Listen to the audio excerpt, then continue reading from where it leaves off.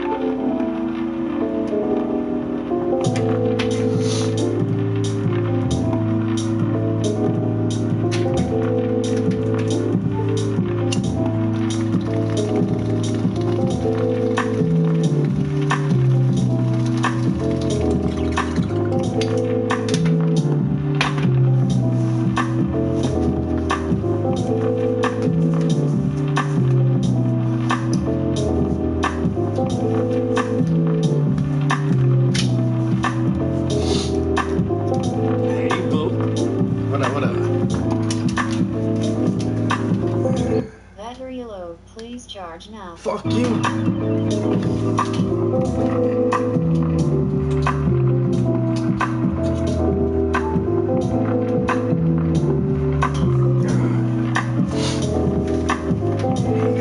Yo, MB, go to my Instagram page, yo.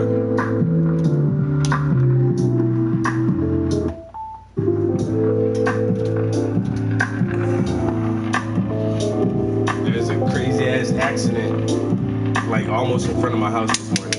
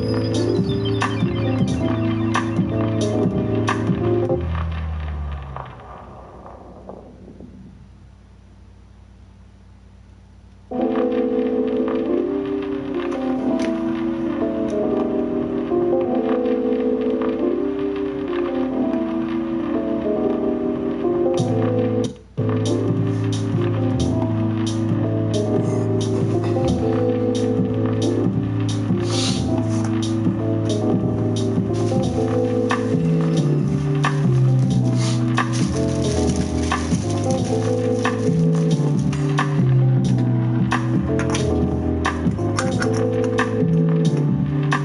what up, what up, what up, what up? Focused in the studio, yeah. Ain't fucking with the groupies hoes, nah. You know, yeah, they deal with that.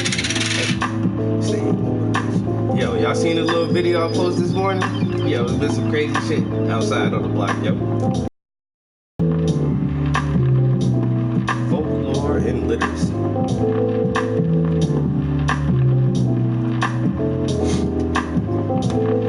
Because if you can't read, you can't provide all the knowledge to your seed. And yes, they do need the water and the sunlight so we can breathe. And yes, proceed. Oh, and try to break the cycle. I need some new disciples. Oh, much more than 12, cause it's more to tell, yeah. And I'm moving like I can't catch it.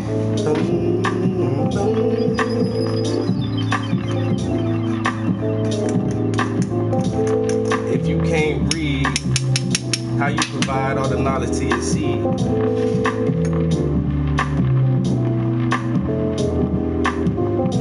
What's up, guys?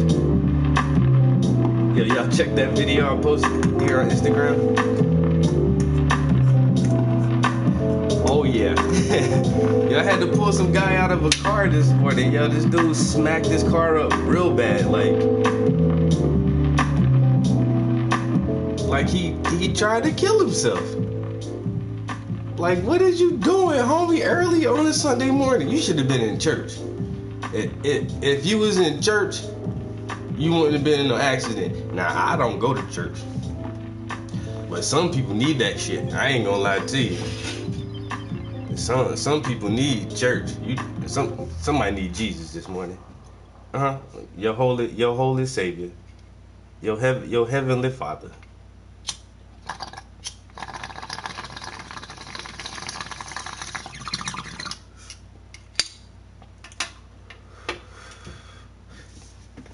Cause that shit was hella suspect this morning.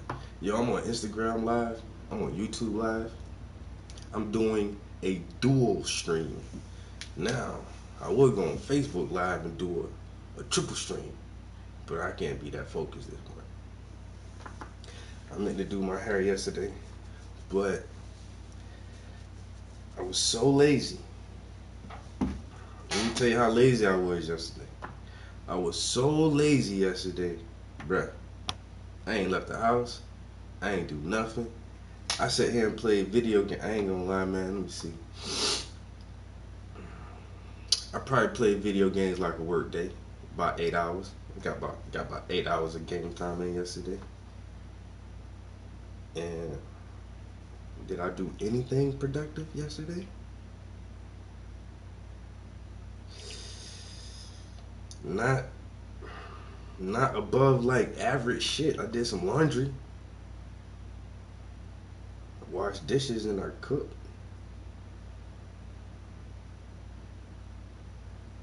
I don't think I even paint yesterday. It was just one of them days. You know, it was a lazy sloth day.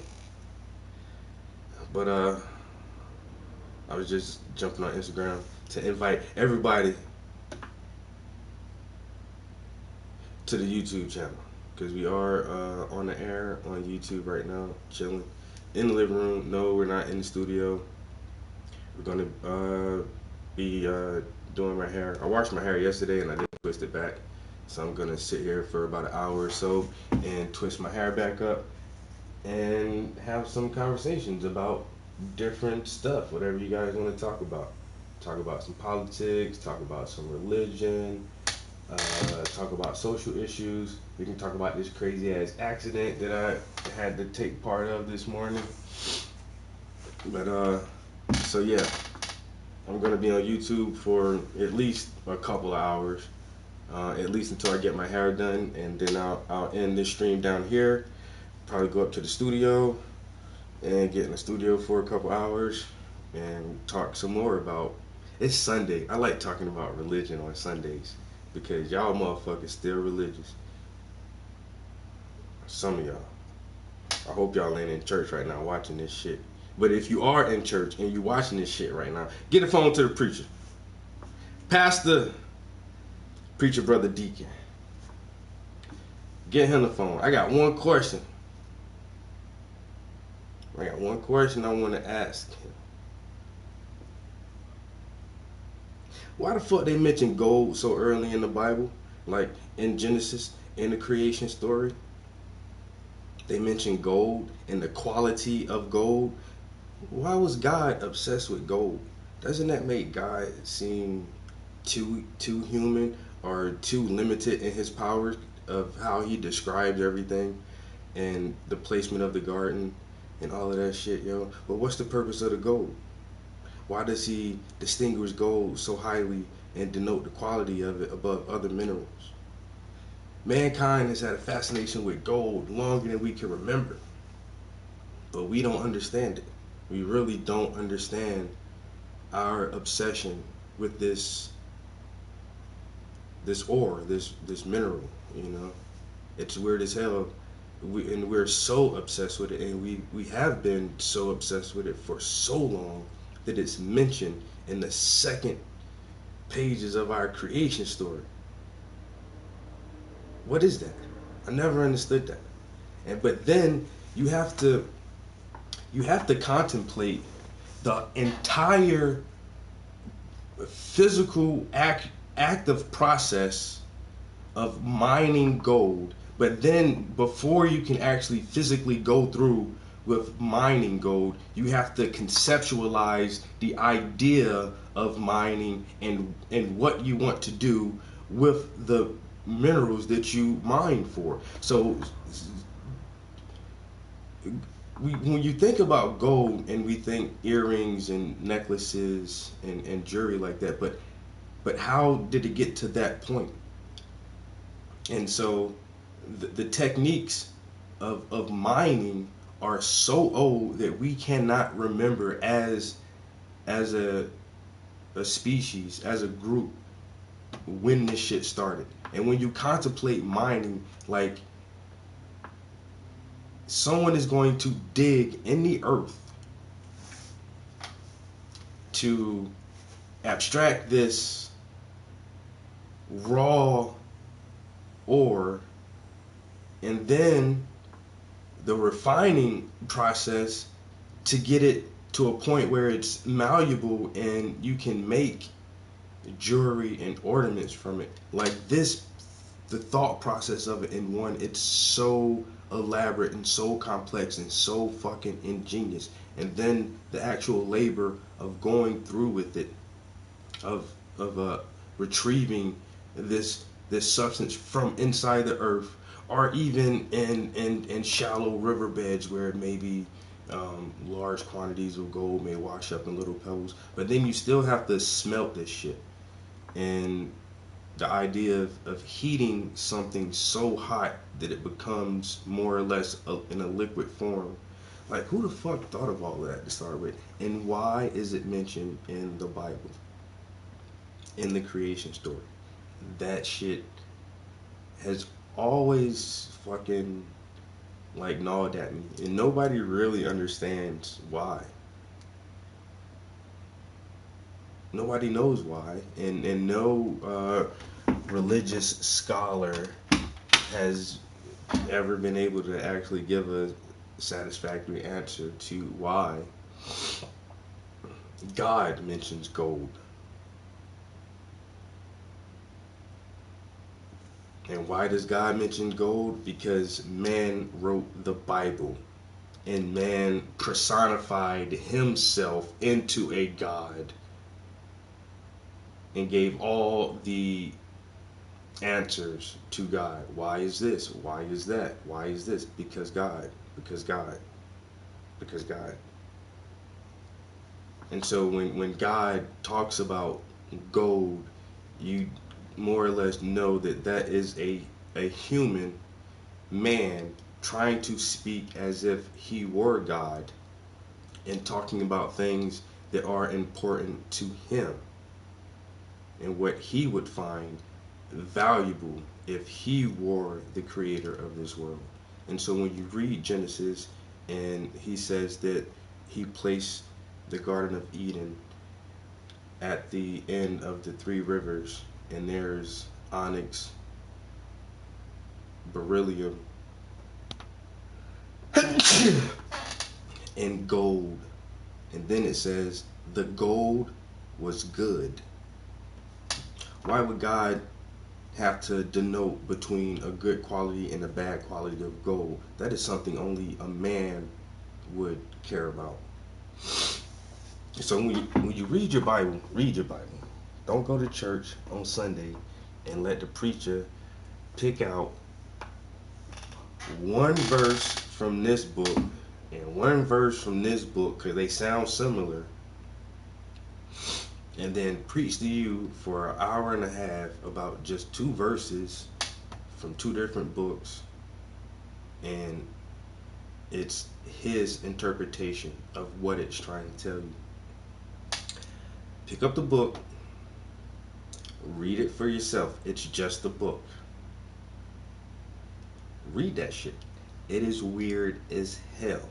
It is really weird. It really is. So, we're gonna end this Instagram stream. There should be the link to my YouTube channel in my Instagram bio. Like I said, we are live on Instagram, but in order for me to like play music and listen to documentaries and conversations and things like that, I need to use my phone, and I can't do it if I'm on Instagram. I look different. I don't know. I look tired. Oh, no glasses. Yeah, I'm not wearing my spectacles right now. My optical enhancers. Yo, Boozy, what it doozy. Alright guys, yeah, if y'all gonna chill for a little bit longer, like I said, maybe another couple hours, definitely come over to the YouTube channel and we're gonna continue the conversation, and I'll see you guys over there. Peace.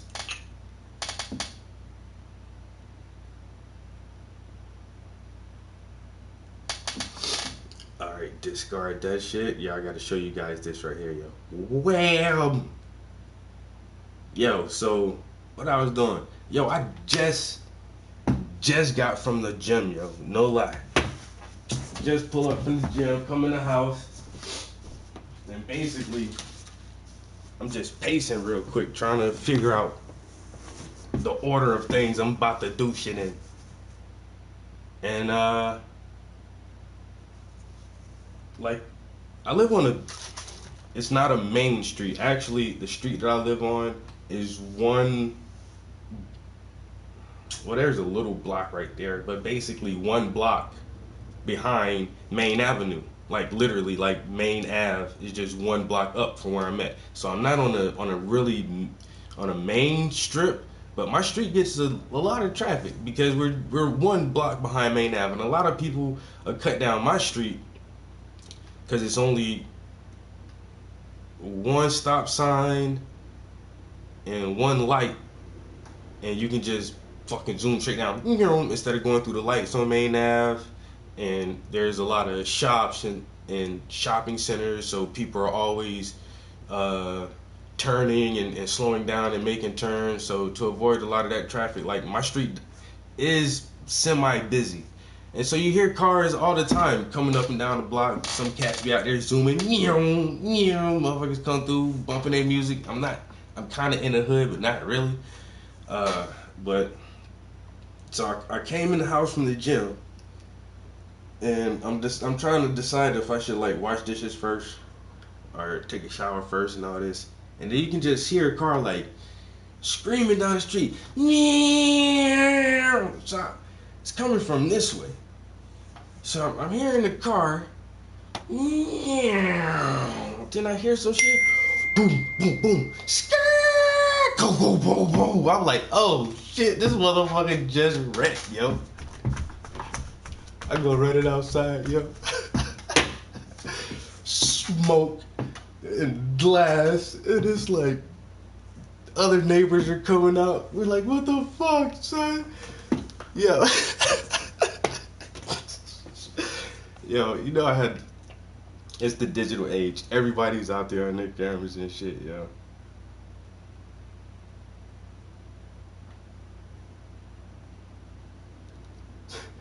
What? Yo.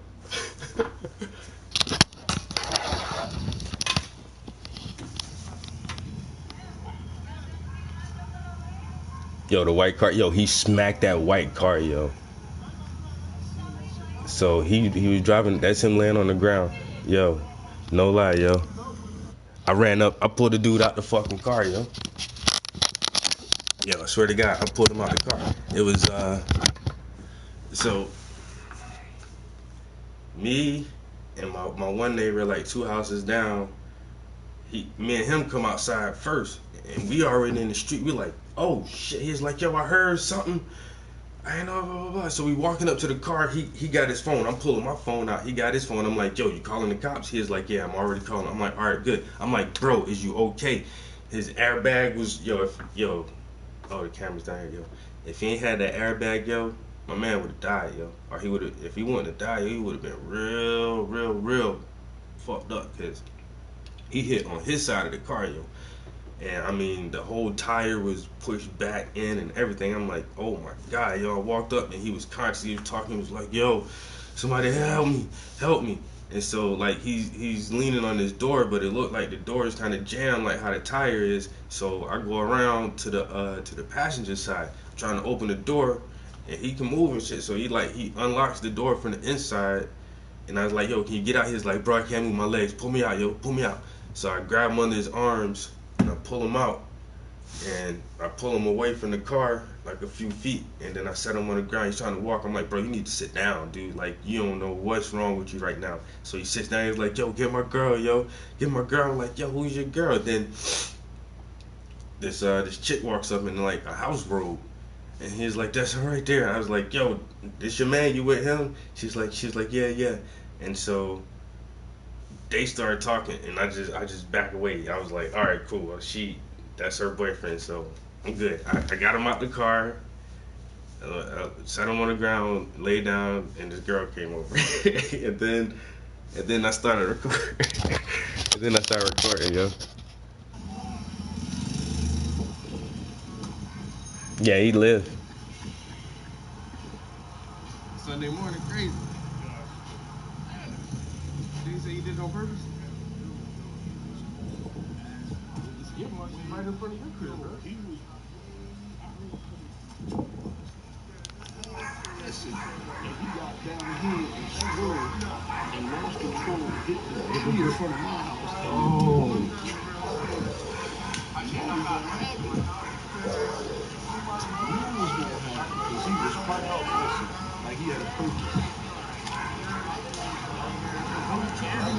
Bro, he was shot. I was telling him, I was just saying that shit like, yo, I'm like,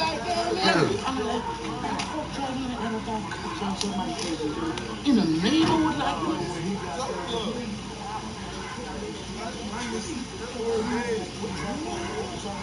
No, you about to go to jail. If he ain't had that airbag, he'd be dead right now. If he ain't had no airbag, the motherfucker be dead right now, bro. Total her Jones, brand new. Total. She just got the car 3 days ago.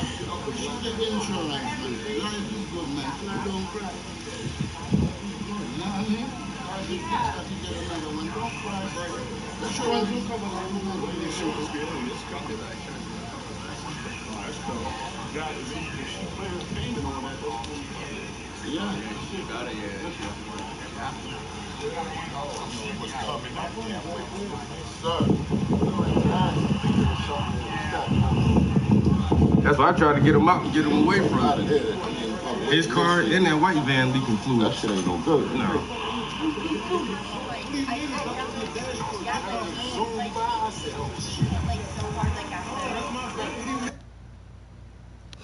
Yeah.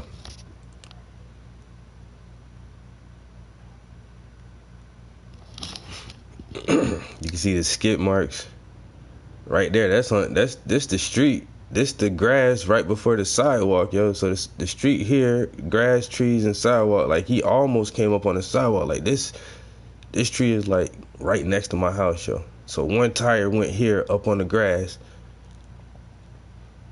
That's his tail light. He hit the tree right there. You can see how he bounced off the tree, yo.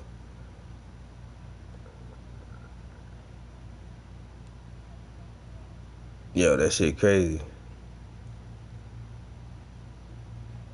So he came on this side of the street, hit the tree, bounced off of this shit, then went back over to this side of the street and hit 2 cars on that side. So he was like, boom, bang. I was like, yo.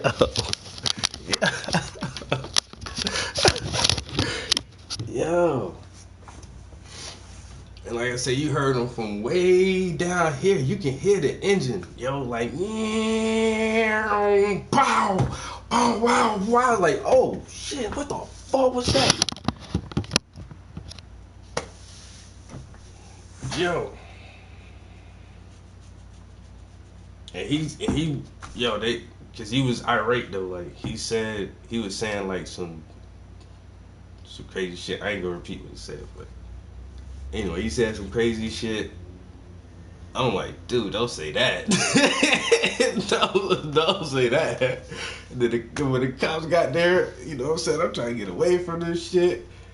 And then he arguing with the cops. I'm like, don't do that. Well, you about to go to jail. And then another cop car came, and another cop car came, and then the transport, the paddy wagon came. No ambulance. The fire truck came. But they say he refused medical attention. And when the paddy wagon, like that window, that big window right there, yo, the paddy wagon was like literally right in front of that window, yo. Parked right there. And that shit pull up, I was like, see, bruh, you fucked up on a Sunday morning. Shit had your ass in church.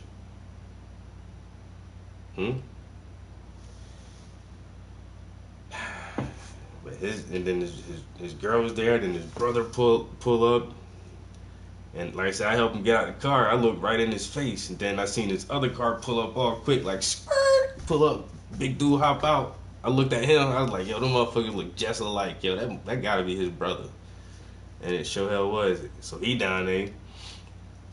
I'm like, yo, you can't save your brother from going to jail, man. They still put the cuffs on his ass. And then, yo, the chick with the van who got smacked, the black van, she out there all crying. And then the dude who caused the wreck, his girl now. So the chick with the van and the dude girl, I guess they started arguing about something.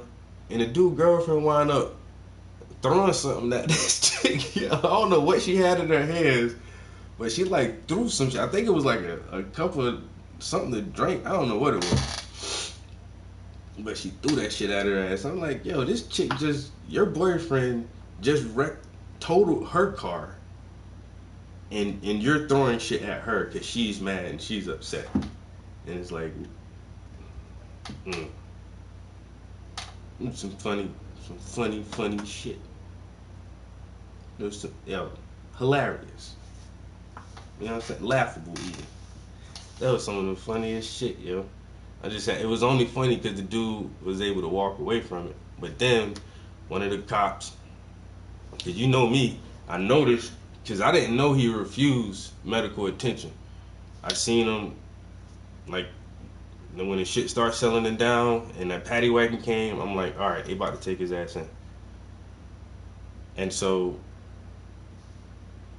they was walking him to the paddy wagon. He started limping a little bit. You know, all that adrenaline started wearing off a little bit. And now he's feeling the pain from this accident. I don't care if you can walk away from it. If you smack something that hard, you're gonna jar your body in a way where you're gonna do something to you. I don't care if it's just whiplash or a slight concussion or dislocated something that you can't feel immediately because your adrenaline is so high.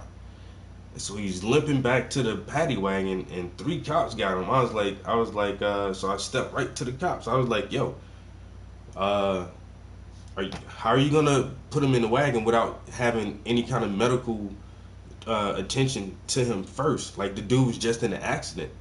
Like, I didn't see anybody try to check his vitals, his bones, his neck, or nothing like that.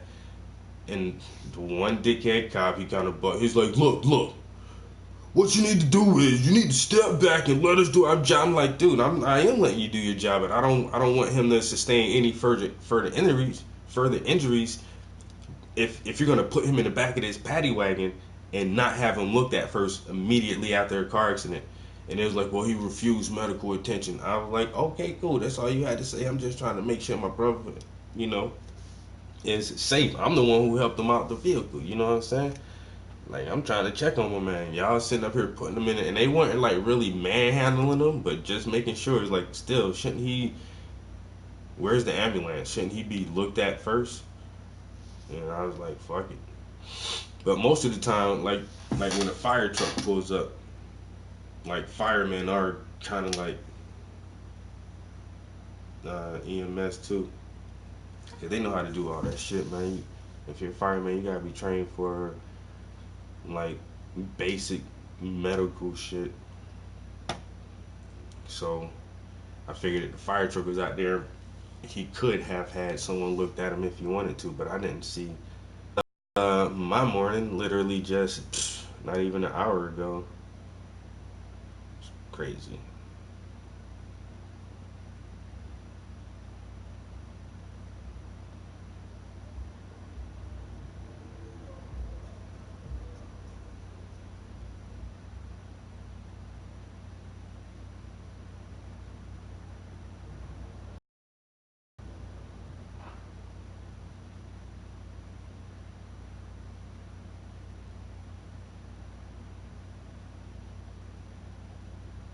Hmm.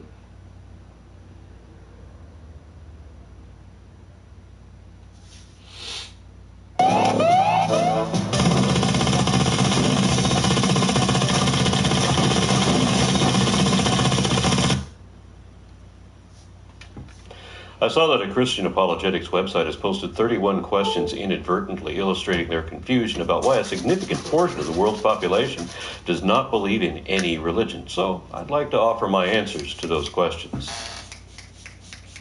How would you define atheism? Atheism means without theism. Theism being a belief system which proposes a deity. So atheism is a lack of belief in a deity being defined as a magical, anthropomorphic immortal. A belief is a conviction. A lack of belief is a lack of conviction. So anyone who is not convinced that an actual deity really exists is an atheist. I know a lot of people are confused about this and want to call themselves agnostic instead, but agnosticism refers to knowledge, where atheism refers to belief. So an agnostic is someone who does not know that they are really an atheist. Do you act according to what you believe in, there is no God, or what you don't believe in, lack belief in God? Beliefs inform actions. A lack of belief is a lack of information or no information for no action. Do you think it is inconsistent for someone who lacks belief in God to work against God's existence by attempting to show that God doesn't exist?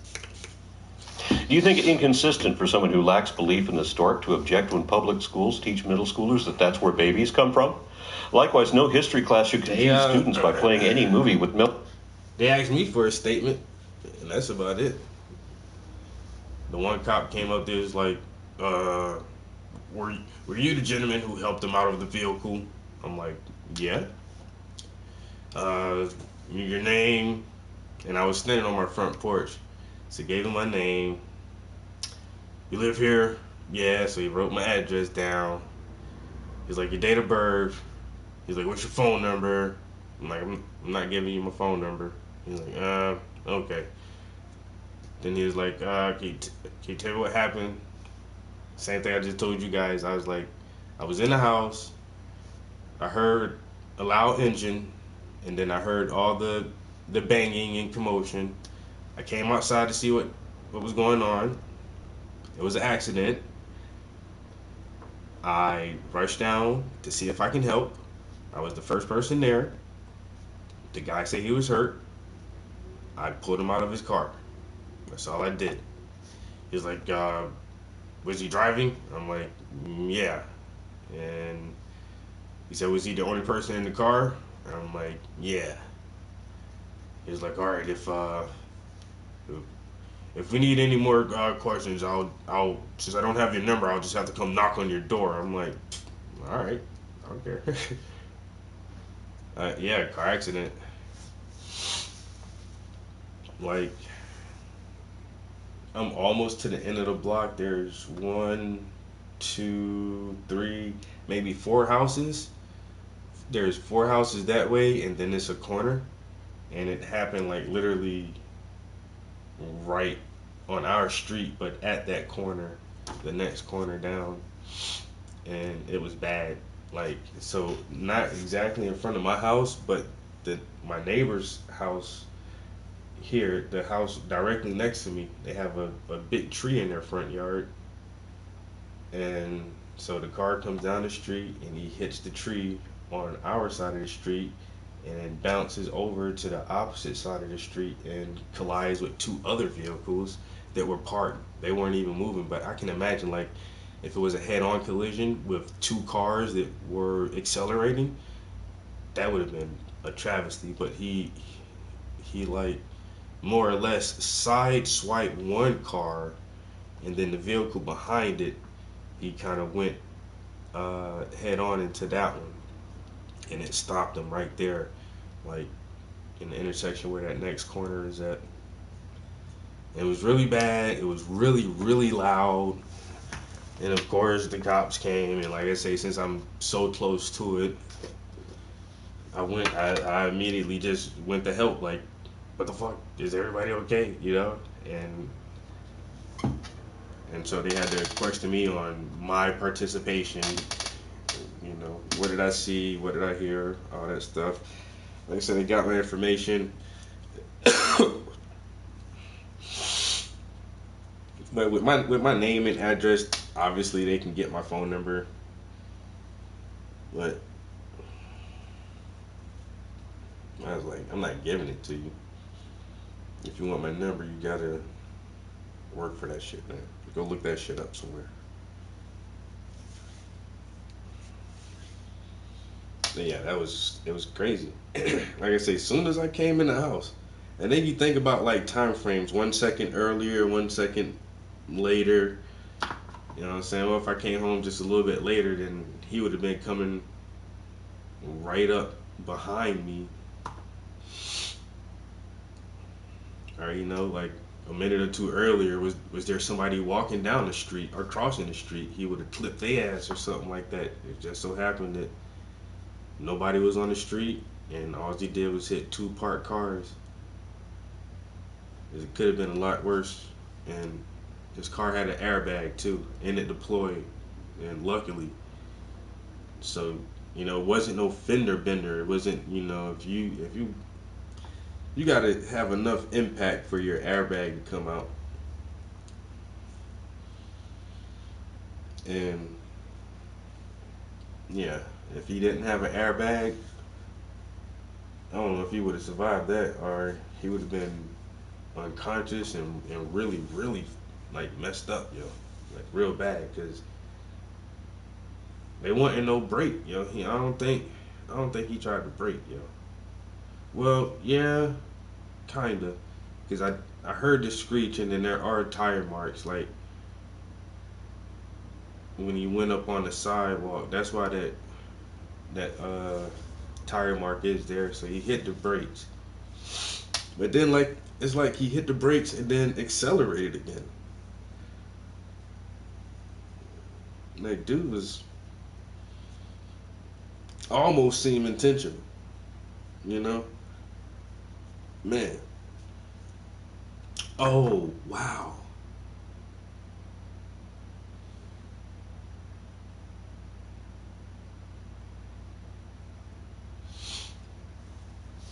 Because he totaled 2 cars. Them people gonna sue him or sue his insurance company or whatever. I hope they don't call me into court as some witness, like subpoena me or nothing like that. Shit.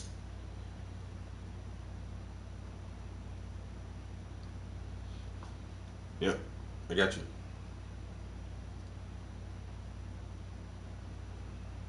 you. Could I get subpoenaed for something like that if he try to go to trial or some? I'm innocent. I'm going to trial.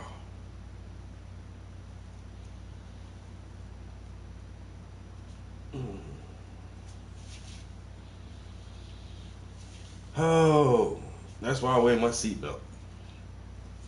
I think he had his seatbelt on. I'm not sure. No, because if he did have his seatbelt on, he had to have taken it off before I pulled him out. Because I didn't have to. When I pulled him out the vehicle, there was no seatbelt on him. I didn't have to unbuckle the seatbelt. So that was something too. Like, I don't know. Dude's just lucky, yo. Dude got lucky.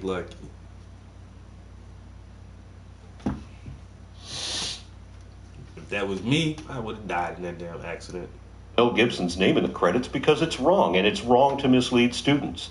It would be inconsistent for one who loves and seeks knowledge of... Get subpoenaed? Yeah, I'm thinking about all that shit now. Like, in a couple months, I get some letter in the mail talking about a court date on such and such as an eyewitness to an accident. Like, man, no. That shit open and shut, bro. Like, he was in the wrong. Ain't no need to take this shit to trial.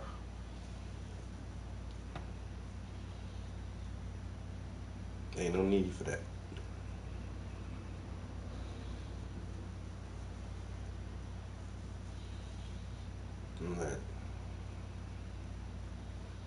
Like I was talking to my uncle the other day, and him and my aunt they're trying to plan a trip up here for the weekend. Not to do anything specific. They just want to come hang out for a weekend, get away from home, and come visit me. But he was like, "Oh, I don't know if we're going to come up there before or after I have to do jury duty." I'm like, "Huh?" Yo, my uncle like 63 years old.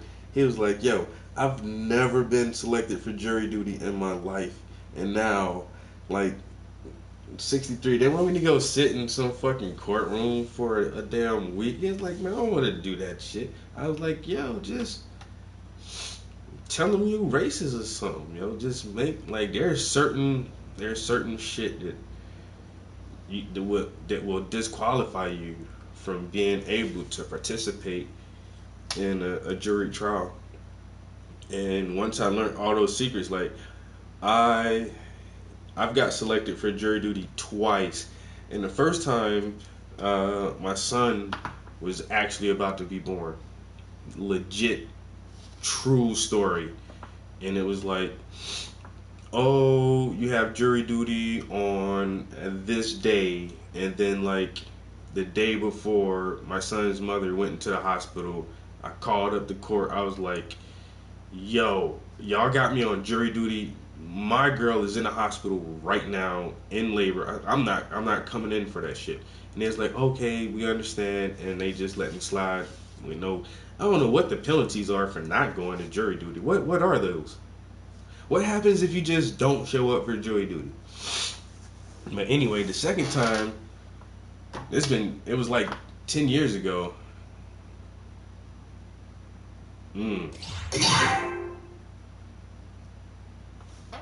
What?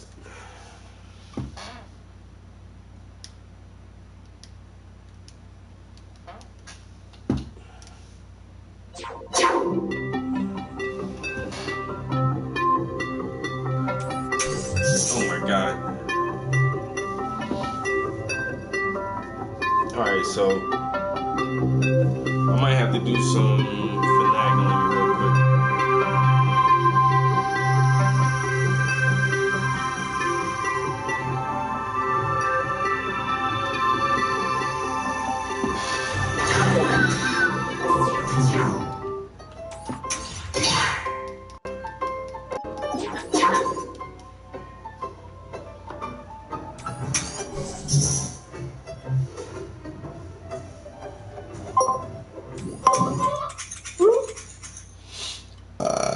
So I have my controller.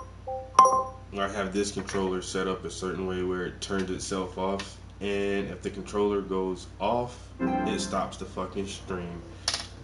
So I'm gonna have to go to my main PlayStation settings and redo the settings on this controller real quick. I'm not ending the stream, so I'll be right back.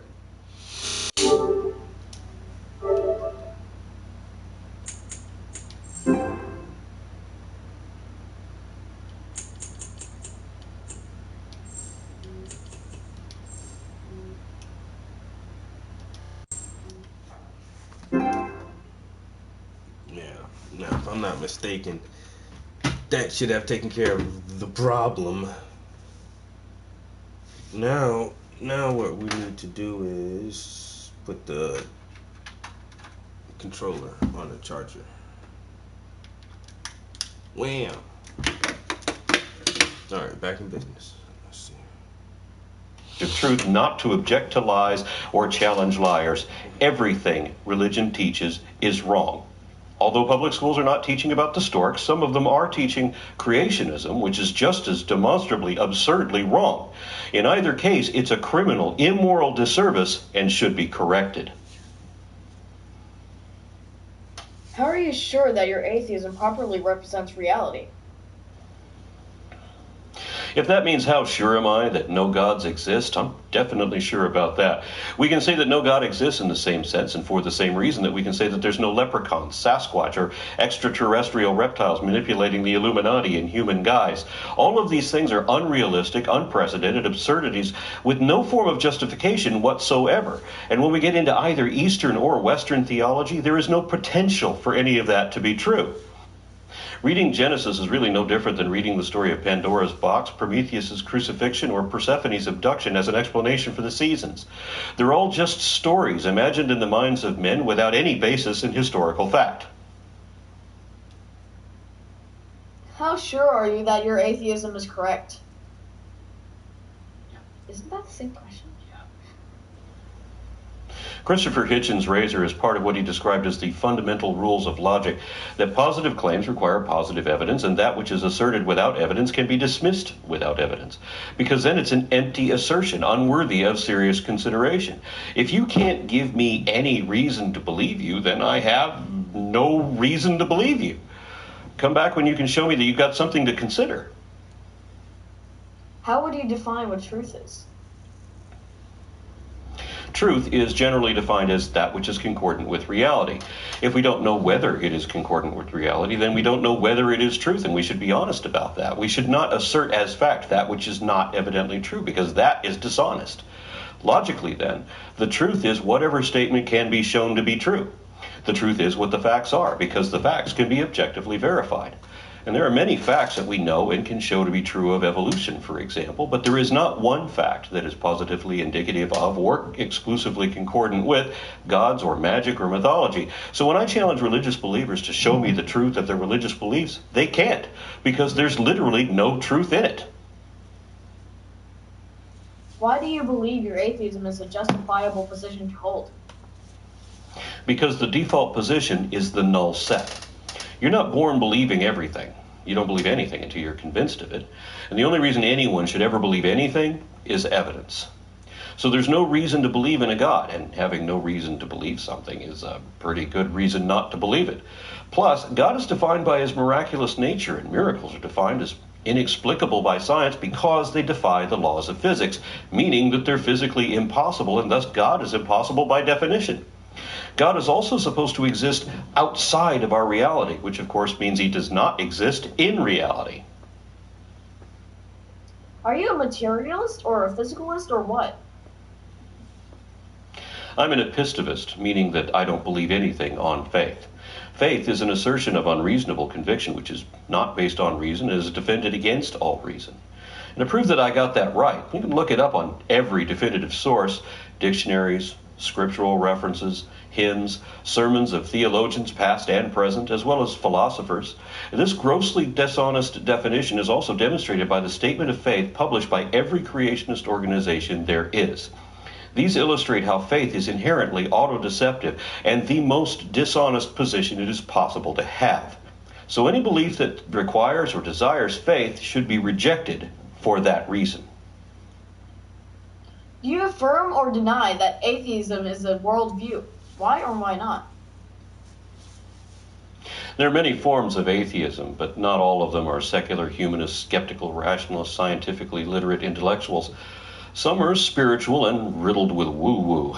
So there are a few completely different and often contradictory worldviews under that one umbrella. Not all atheists are antagonistic to Christianity. But for those of you who are, why the antagonism?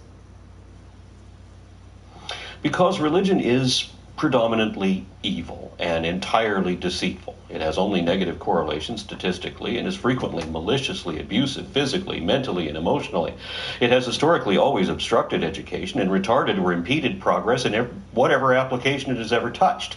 All the worst atrocities in history were done in the name of religion, and our greatest advances were made in opposition to it.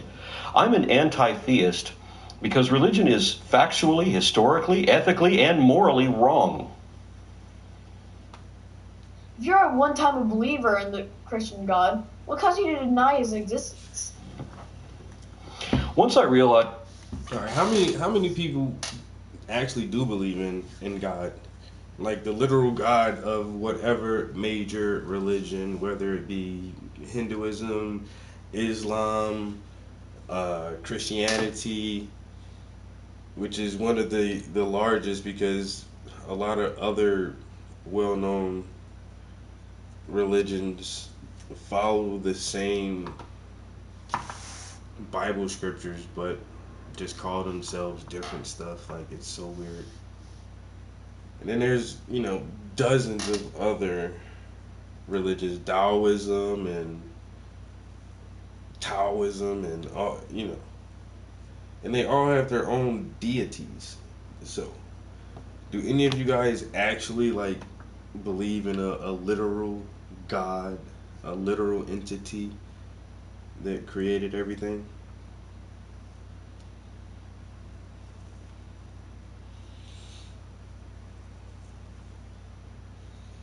It can just be a simple yes or no. Mm-hmm.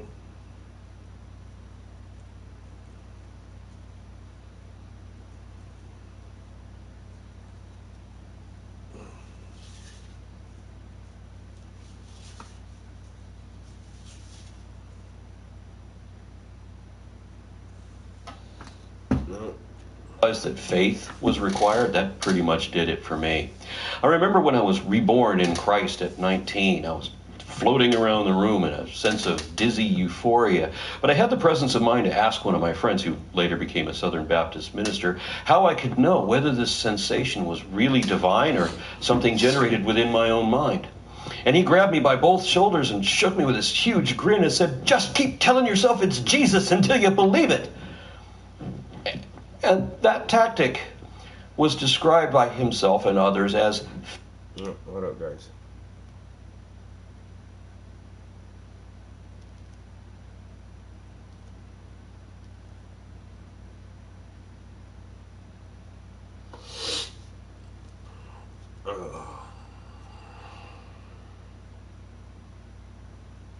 Actually, let me take a bathroom break real quick, too.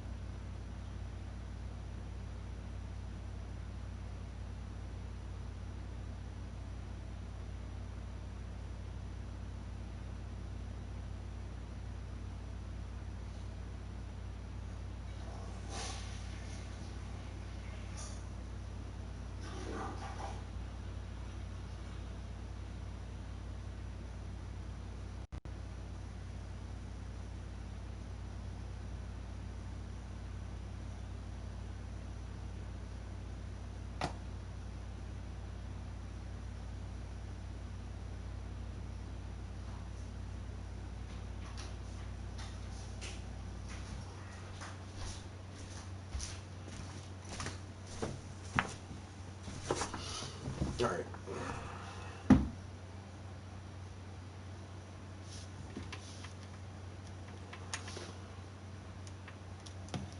And it illustrated how faith-based beliefs are literally just make-believe. His answer was so dishonest that I was cured immediately. That was my last moment as a Christian. Do you believe the world would be better off without religion? Yes. I know it's not everyone's opinion, but I have to side with Bertrand Russell on this one. It's not just that you believe things that aren't evidently true, you believe in things that are not true. If the general consensus is that the less religion one has, the better, then it's best to have none. And there are all sorts of horrors, abuses, ignorance, and atrocities commonly attributed to religion, and no genuine benefit, such as there would be from skeptical, analytical, critical thinking, and humanist values. If we promote those instead, we'll be a lot better off. Do you believe the world would be better off without Christianity? There are no special attributes to distinguish Christianity from any other collection of baseless lies meant to manipulate the masses. If there were no Christians tomorrow, we'd still have Muslims and a slew of other indefensible belief systems. Do you believe that faith in a god or gods is a mental disorder? No, but it acts as one. For example, the psychiatric definition of a delusion is a persistent false belief which does not change in spite of conflicting evidence. So religion is literally a delusion, but one that is caused by conditioning rather than pathology. There are a number of studies showing a negative correlation of faith as debilitating certain cognitive functions or even diminishing certain areas of the brain. So religion can possibly faith in a god or gods is a mental disorder. Defensible belief systems.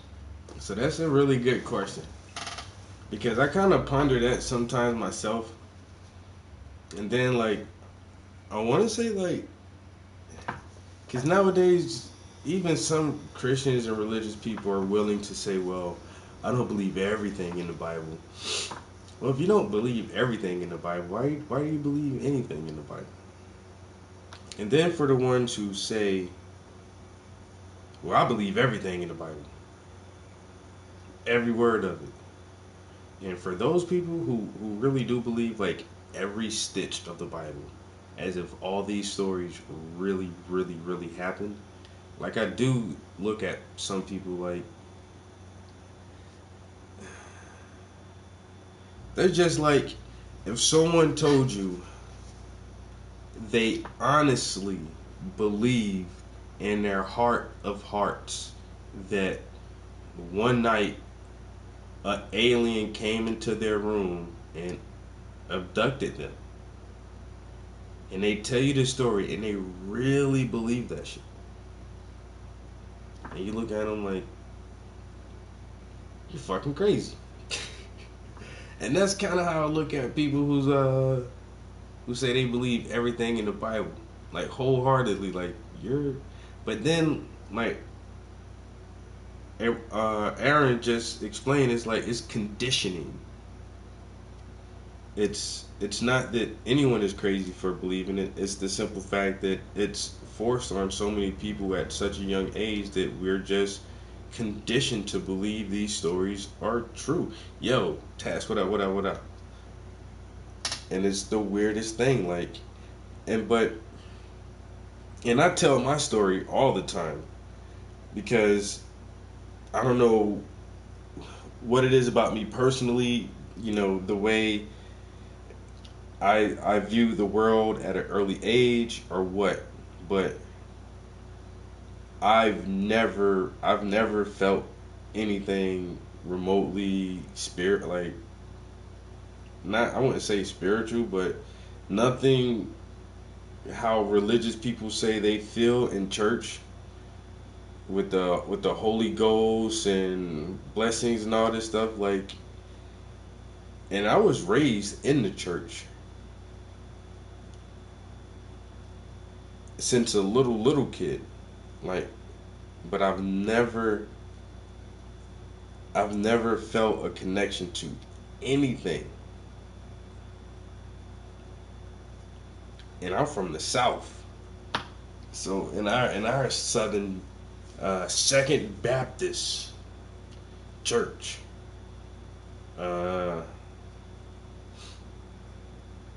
like they would shout and get the Holy Ghost and dance around and speak in tongues and all this hoopla. And I can always remember just sitting around thinking to myself, there is something seriously wrong with these people. I mean, out of nowhere, Sister Johnson just, I'm gonna show them, I'm like, what the fuck is wrong with this lady? And I've always felt that way. And it never, I don't know.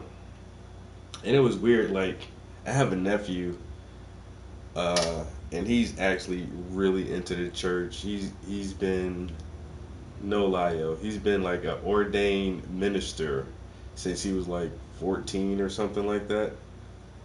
And I can remember the first time, like, we were in church, and my little nephew he jumps up and starts speaking in tongues. And I'm like, really? Like, oh my God, this is so weird. It was so weird. But I mean, that's the kind of environment I was raised in. But I've never felt anything about that stuff. And so it always made me question, like, early on, I just questioned, like, is there something wrong with me? Because for a while, it was weird and strange and even scary to an extent. But at the same time, I was, like, slightly jealous because I couldn't feel what everyone else was feeling. Whatever this force was that was making them get up and dance. And like these old women would out of nowhere get all of this energy and just be like, screw their arthritis and their bad hip, and they'll just start shaking and jiving all around the church with like this youthful energy. Like, where did that come from? Like, what is that? And then, it's like, why don't I feel that shit? And I've never felt it my entire life. And so I've been questioning this religious thing from an early age before I even understood what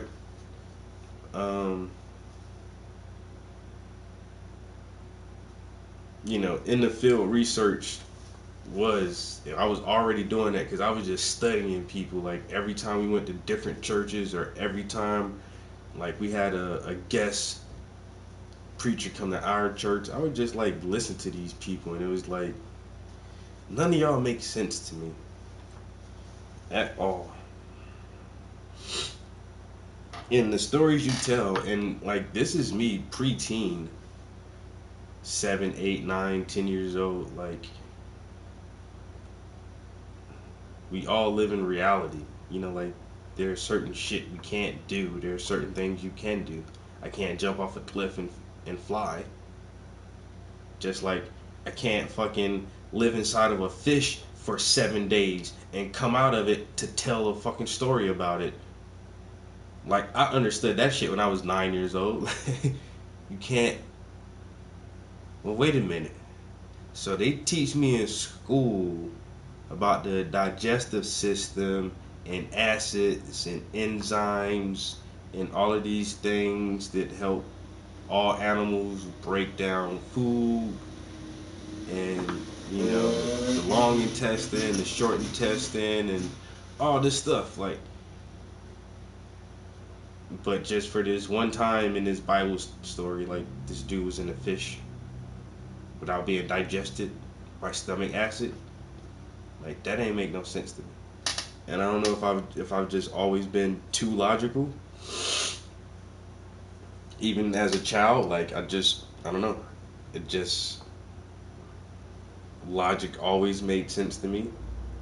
I don't think I've ever, like, truly believed in Santa Claus or any other, like, Easter Bunny or any of those fairy tales. Like, I just never bought into it. Nobody ever had to tell me, oh, there's no Santa Claus. It's like, pfft. So this one guy has a flying sled. Well, his sled doesn't fly. He has a sled that's pulled by flying reindeer, and he flies around the entire world in one night and drops presents off at every kid's house. Get the fuck out of here. Even as a kid, I wasn't believing that shit. And it was hard, with a very limited vocabulary as a little kid, and not wanting to always, because I've heard everybody else ask the question. It's just like, man, if y'all continue to believe this shit, and I just always like just kept quiet about a lot of different things. I don't know. That's why I get that black sheep feeling about my family. Because I just always would just shy away from stuff, and it's just like, man, y'all do that shit over there. I'm gonna be over here by myself. I was asking, can I stop going to church in elementary school? I was like, please don't make me go. Just like, that shit is so boring. And when I did go to church, I would get pinched like 5 or 6 times in church because I would just sit there and fall asleep. I'm like, man, screw this. And my Sunday school teachers didn't like me because I would ask those same questions and stuff.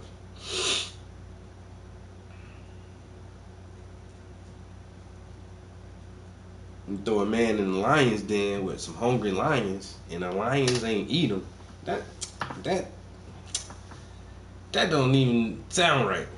Oh, because he had the shield of God. What was it, like a force field? Was it something that the lions couldn't scratch through? Or they just sat back and just looked at him? Like, a pack of hungry lions? Man, please. Nobody ever answered that question, though. Do you really believe in God? Nobody want to say yay or nay? I ain't gonna judge you either way. I promise I won't.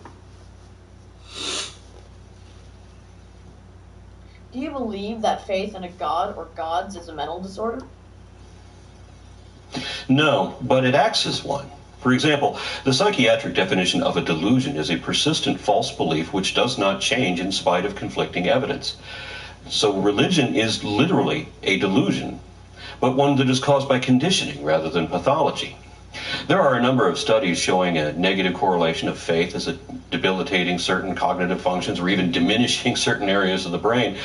So religion can possibly lead to and certainly conceal or even encourage mental disorders without actually being one itself. Must God be known through the scientific method? There is nothing anyone can honestly say they actually know about their various religious beliefs. Knowledge is justified belief, meaning that it can be tested and demonstrated with measurable accuracy. And if you can't show it, then you don't know it.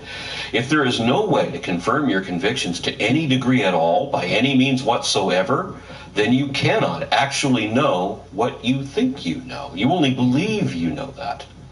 And everything we actually do know, we learned from science. So if God were real, there would be a way to know him through science, too. If you answered yes to the previous question, then how do you avoid a category mistake by requiring material evidence for an immaterial God? The words magic and miracle share essentially the same definition, being the evocation of supernatural forces or entities to control or forecast natural events. It is the natural events which are measurable, the effect and the testable cause of the effect. In Star Trek, Star Wars, and Lord of the Rings, people demonstrate their mystical abilities all the time with objectively verifiable success. But that has never happened in the history of reality. If gods and miracles were part of reality, there would be a way to know them that would not require faith. Do we have any purpose as human beings? As a species, no.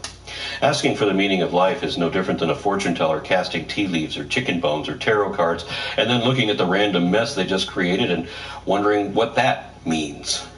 Abrahamic religion offers no purpose either apart from a Stockholm syndrome, because the best you can hope for is to be imprisoned by an indomitable despot and have to press your lips to his colon for the rest of eternity, or else suffer a fate worse than death. You're damned if you do and damned if you don't. If we do have purpose, can you as an atheist please explain how that purpose is determined? That's up to you. On a case-by-case basis, that is a matter of personal choice, ambition, motivation, and situation. There is obviously no purpose imposed by a God because there's no God to impose one. Personally, I think that the only meaning your life will ever have is whatever your involvement meant to someone else. And the best strategy, I think, is if you want your life to mean something, then try to make someone else's life meaningful. But if you want your life to mean something 5 billion years from now, it won't, no matter what. Sorry. But what matters now still matters now. Where does morality come from? I've noticed that any species raised in maternal dependence has a greater capacity for empathy. Social species also demonstrate altruism, and those whose passions benefit society tend to prevail, while selfish aberrations are usually ostracized. So our evolution naturally selected those with compassion for our family, friends, and fellows. Are there moral absolutes? I would say yes, but the only way to determine that is by having reasons why a particular action is moral or immoral, something everyone could debate and yet still achieve consensus.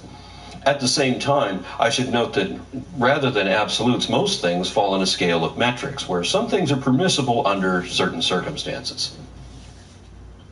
If there are moral absolutes, could you list a few of them? A particular action or choice is moral or right when it somehow promotes happiness, well-being, or health, or it somehow minimizes unnecessary harm or suffering, or it does both.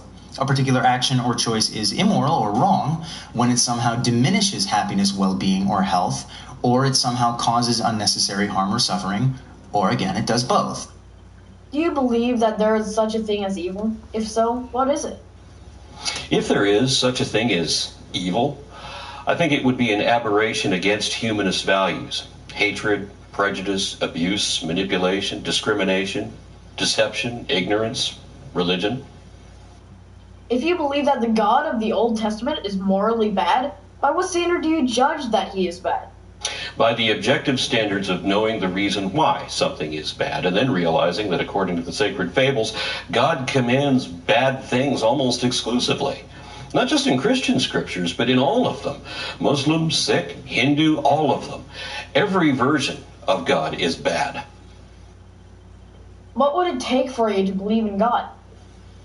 For me to believe in God would probably require blunt force trauma to the brain, or perhaps a debilitating cognitive disorder.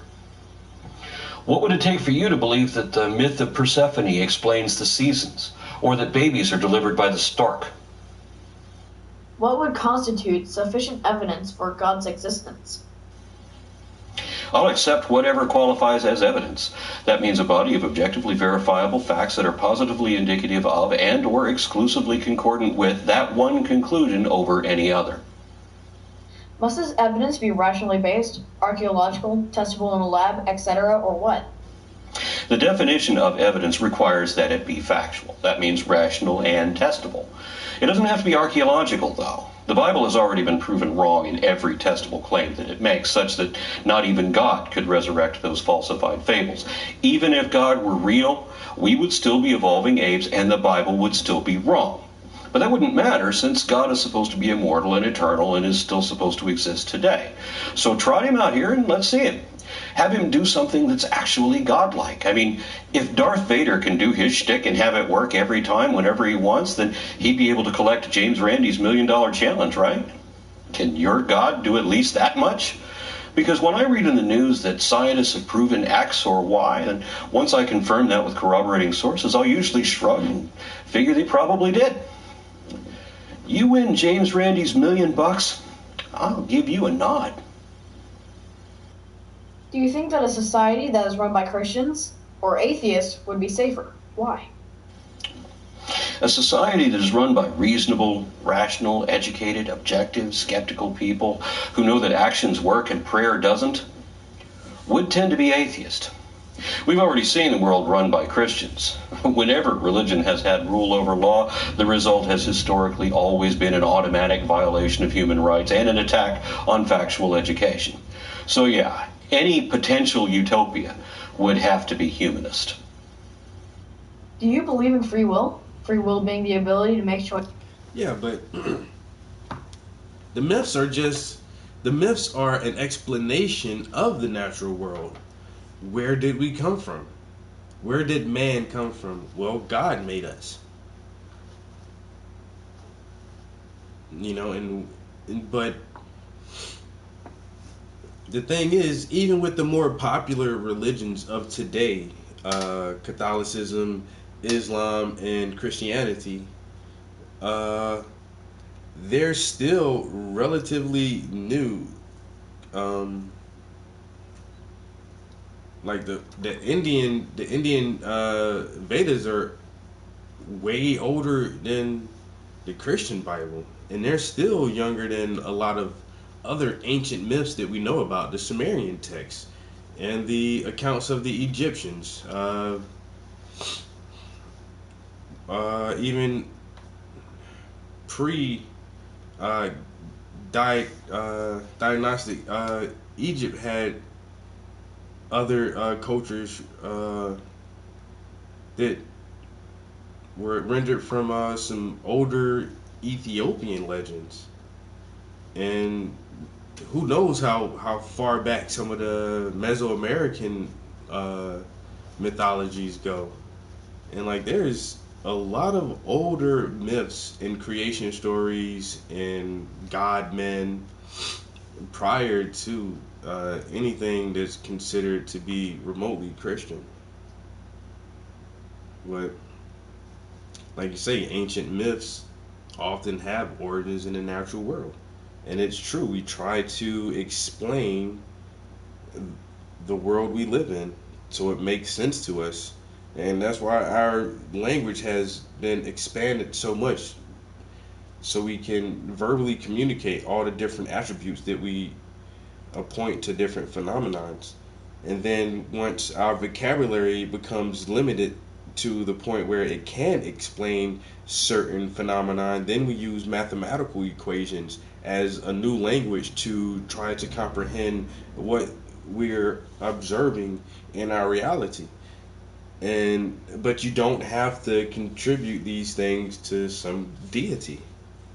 You know, there is a more naturalistic viewpoint, and it doesn't have to be, paranormal or supernatural. It doesn't have to supersede the natural world.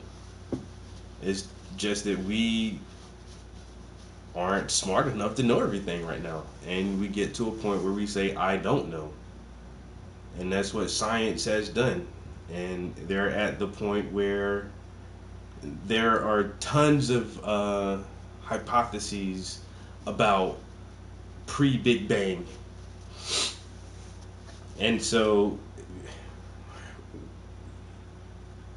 right now that's as far back as any theory is able to hold up, is if you use the scientific method of observation and measurement. We seem to have definitive evidence of a singular point where time actually began, which is really weird to think about. And so when you say the Big Bang, and then the obvious next question is like, so what was before that? And that, that has been a massive wall for decades now. But now, some theoretical scientists are actually hypothesizing different realities prior to the Big Bang, which is just really interesting, because the thing is, they're going to say that we don't know, but this is a possibility, whereas religion says this is the only answer. There is nothing else. But then the answer they give you still has questions. And it's like, well, we're not going to answer that. The time you will receive all the answers is when you die. And when you're dead, God will tell you everything then, and He'll explain, and you will know everything then. So just be patient and die, and then you'll know it all. But you can't explain everything in life, because God didn't set it up that way. Well, that's ridiculous. So I'm still stuck between this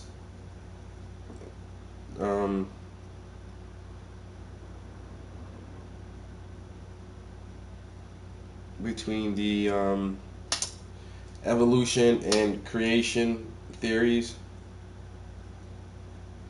because with the model of the Big Bang, it does just seem, now thinking logically here, it, to the average rational person who only can go by our five senses and what we observe of this natural world,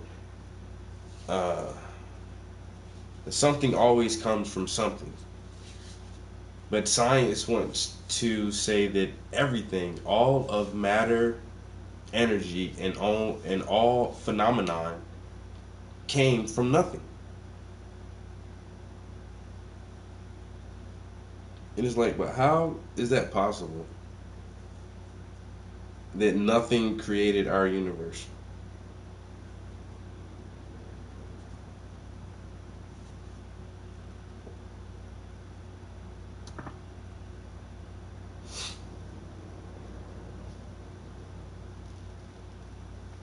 Yeah.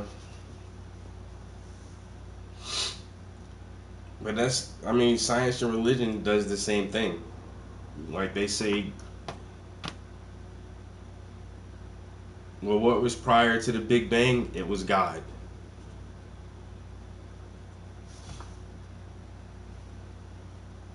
So God made the Big Bang, but then who made God?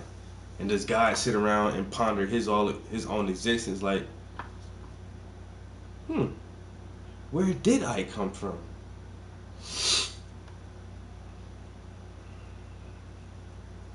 But they both go to this one singularity, this one moment in time where, before God started to create, what was there? And if God is Alpha and Omega without beginning and end, and he always was, then he just sat around for, until he felt like making some shit. And that's when time began.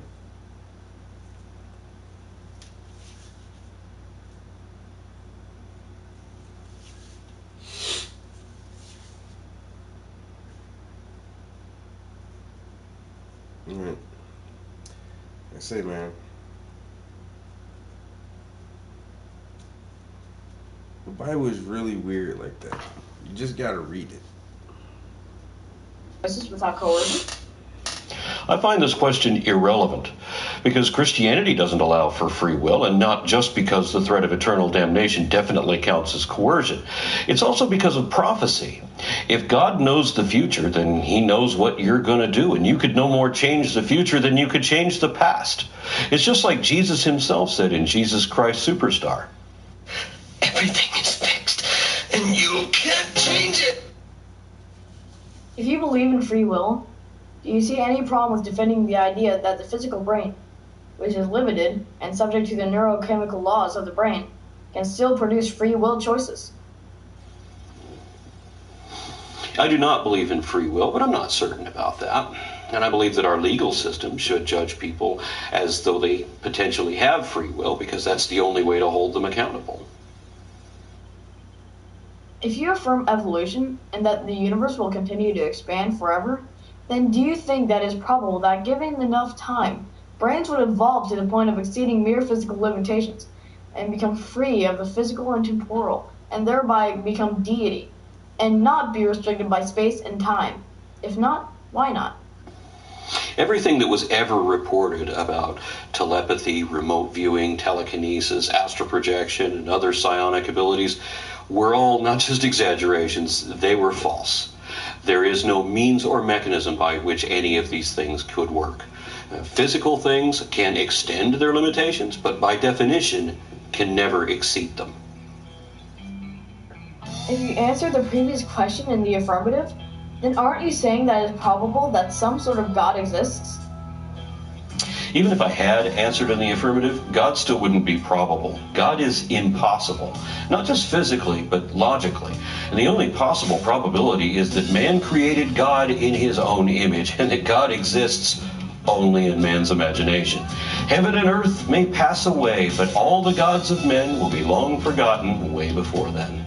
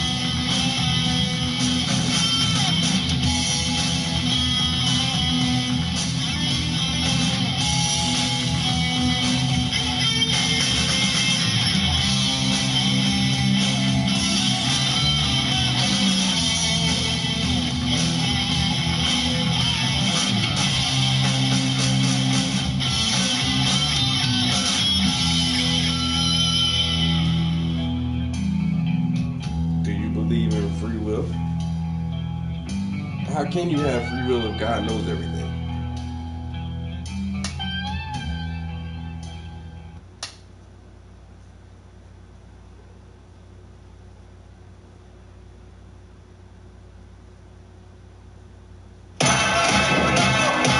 If you were to attend a party with all of history's most influential people.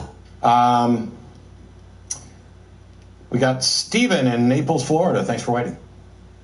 Hey, how you guys doing? You're on with Don and Matt. What's going on? Can you hear me? Okay, I put you on speaker. It's easier for me to hear you. No, you're good. I can hear you. Okay.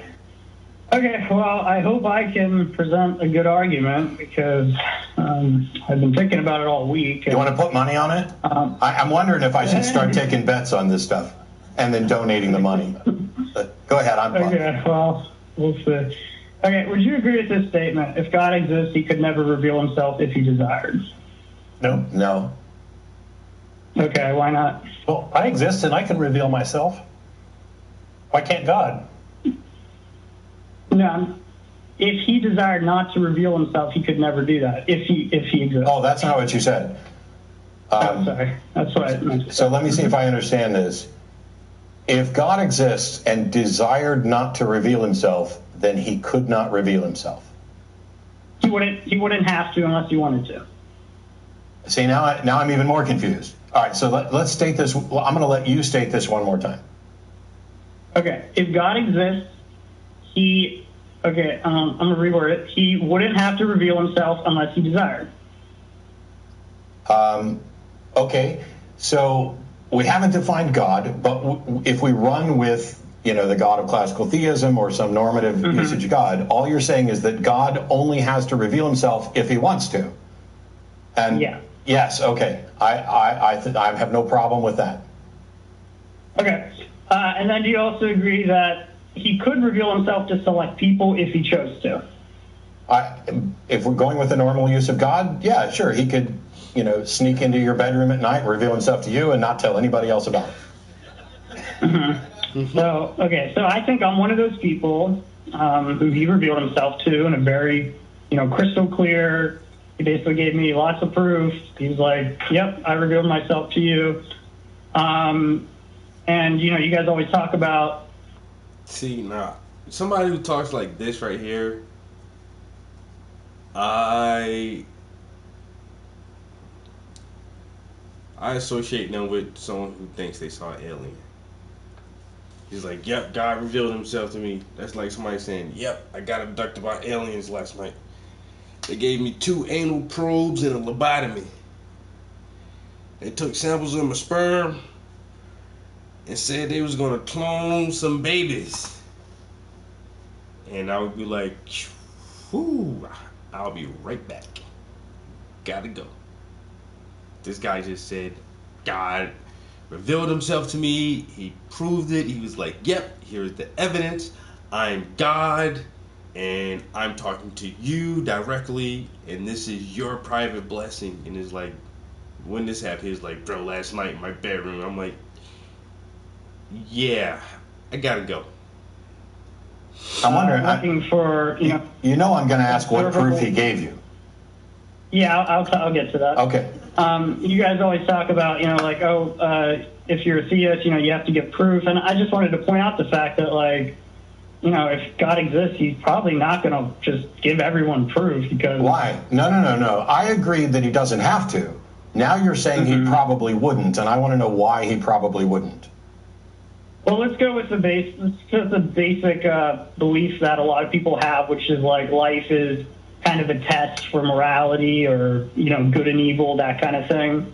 Wouldn't him revealing himself defeat the whole purpose of that? No. If that was true? No. First of all, I'm not convinced that a lot of people necessarily, or, there probably are a lot of people, because a lot doesn't mean anything, who think that way. But what people think about God and what God is are... I would hope you would agree, completely independent. But your question here is, if all of life is a test to see if you qualify for heaven, then God revealing himself would violate that test, because now everybody would know that a God exists, right? Exactly. Yeah. Yeah, but you think God revealed himself to you, so doesn't that invalidate your test? Yes, it does. So right now, okay, I'm living my life, but the purpose of my life is kind of meaningless other than to share what I experience with other people. Sure. So let me ask you this. Do you believe there's a Satan? Maybe. Okay. What? Well, I will talk. I had 2 experiences. One was with an angel. One was with some. He said, is there a Satan? This dude said maybe. But you just said God came and revealed himself to you. But then you saying there may be a Satan.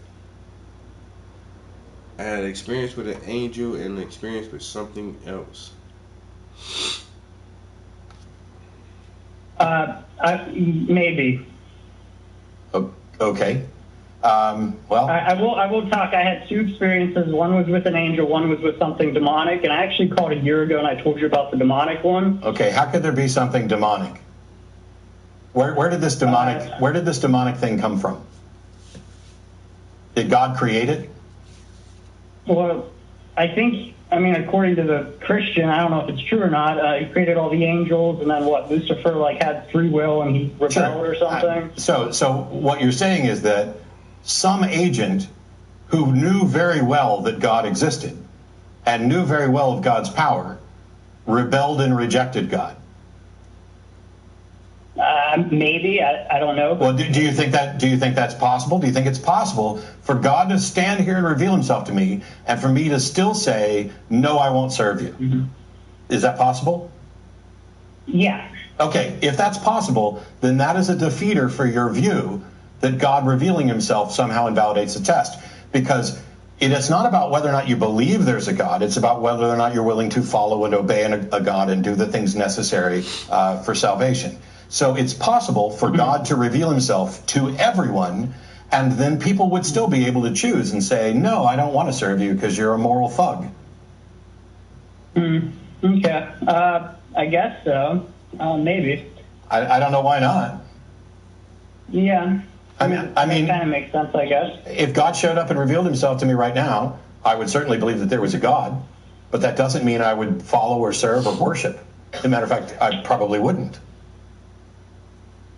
I wouldn't be an atheist anymore, but I wouldn't be a follower of that God. Okay. Yeah. So I don't know. God is kind of a mystery, but. Yeah, well, so you say God's a mystery, and you don't have much in the way of answers, but you also said that God came down and gave you all kinds of proof in revelation to you. Well, what did he reveal, and what proof was there? Okay. Well, I already kind of told you that I saw like a demonic-looking thing. So that was. How did you determine? Okay, what is demonic looking, and how did you determine what it actually was you saw? Yeah. We actually had the same conversation last year. And, Did we get anywhere? Not really. Okay. So, do you have a good reason to think that it was actually a demon or demonic, or whatever the hell that is? It was terrifying, and it was. I've seen lots of terrifying things. Energy around it. You could sense energy around it. How's that work? Yeah. I mean, I didn't know anything about sensing until it happened, but after it happened, now I can it's like a sixth sense type thing. Like I feel stuff. Have you had this? Have you had this tested so that you could verify that it wasn't just a delusion? How can you test something supernatural? Well, that's not my problem. See, your very question defeats your position because you became convinced, and now you're saying there's no way to test it, which means you are willing to become convinced of things that you can't test, which is definitionally unreasonable. The demon. If it was just the demon story and that's all I had, maybe you'd be right. But then the angel is a little bit more convincing, I think. Okay, how do you test for that? Well, do you want me to tell you the story? No, I don't really care about the story. I just want to know how you can test to confirm that your conclusion about the story is true. Okay, so do you believe that anecdotal evidence can help prove things? I wouldn't dismiss anecdotal evidence, but I don't think it's sufficient. Okay. Well, the angel... It depends. I mean, it depends on what you're talking about, because if you tell me that your name's Stephen, then I'm willing to believe your name's Stephen, because there's not a risk of you, if it turns out it's not Stephen, my worldview has to change. If you tell me you saw an angel, I'm not just going to take your word for it. Yeah. And again, I use the word angel, but it's just hard. I'll do the story. It's real brief. Okay. Yeah, basically, I was going to go to work one day. I was sitting down in the lobby of the hospital where I worked, and in my head, I was kind of having a conversation with God. I don't know. The conversation went something like this. God asked me a question. He said, "What should you do in any situation?" I responded, "You should do the will of God." Then he asked me, "What if you don't know what the will of God is?" I responded, "You should do the most good for the world." Why wouldn't you hang on, Stephen. I apologize for interrupting, but if you're sitting there having a conversation with God, and he asked you, "What if you don't know what the will of God is?" Why wasn't your answer, "You'll tell me," just like you're asking me questions right now? Like I said, I wasn't sure I was having a conversation with God. Okay, until you're confident that you're having a conversation with God. I was about to go to work. I was sitting in the lobby of the hospital where I work at, and I was having a conversation in my head with God. And the conversation went kind of like this. God asked me a question, and then I answered it. And then God asked me another question, and then I answered that. But I wasn't sure if it was God. Then motherfucker, you just talking to your damn self. Man, is it me or is this motherfucker crazy?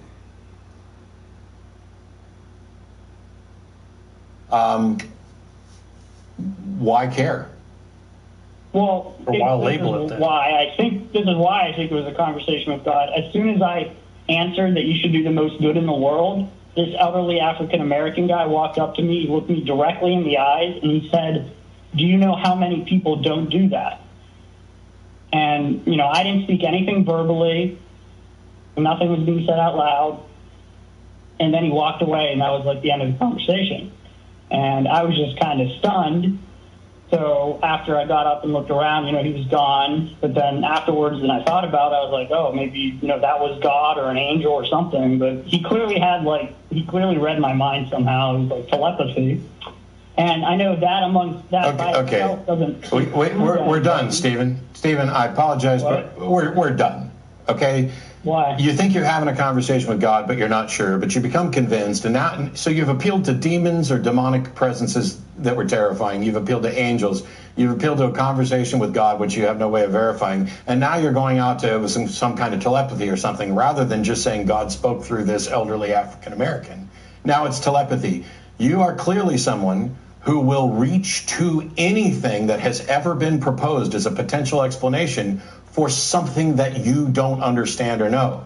And until you find a way to verify and demonstrate that you have reached a reasonable conclusion, conversation on this subject is pointless. Well, can I just get to my main point? You spent all this time, you haven't got to your main point? Okay. Okay, so the main point I was going to say is a lot of people who have near-death experiences, they basically say that they see and experience very similar things. So do people who claim they were abducted by aliens. Do you believe people are being abducted by aliens? You do believe that? Yeah, and I know you always use that argument. I was going to say, well, this is what I would say. Well, at least you're consistent in accepting every potential bullshit explanation out there. I mean, so the thing is, now we're to near-death experiences. Do you know that we can test for those? They're trying, but we really can't if they're actually supernatural. No. You don't get to label something supernatural until you can demonstrate that it is and define what supernatural is. Okay. There are ways to test for this, and the tests have repeatedly failed. You don't get to label.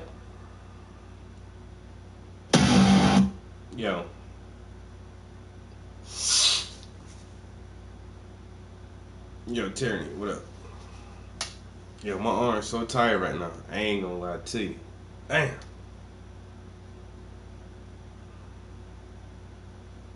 Been doing this shit for almost 2 hours. Supernatural. Well, I thought we started this conversation that if God existed and it was supernatural, he could. You can't put it in a test tube, right? Well, first of all, no. We didn't start this conversation agreeing on anything remotely like that. The term supernatural wasn't in the initial one, and we didn't talk about test tubes until you just said it. What I agreed is that if God doesn't want to reveal himself, he doesn't have to. You can't respin what we agreed on at the beginning. Okay. Well, I don't know, Don, did you have anything to... No. Beginning. Initial one. And we didn't talk about test tubes until you just said it. What I agreed is that if God doesn't want to reveal himself, he doesn't have to. You can't respin what we agreed on at the beginning. Okay. Well, I don't know, Don, did you have anything to... No. Okay, we're gonna move on. Thanks, Steven. Steve, you're dumbass. Well, What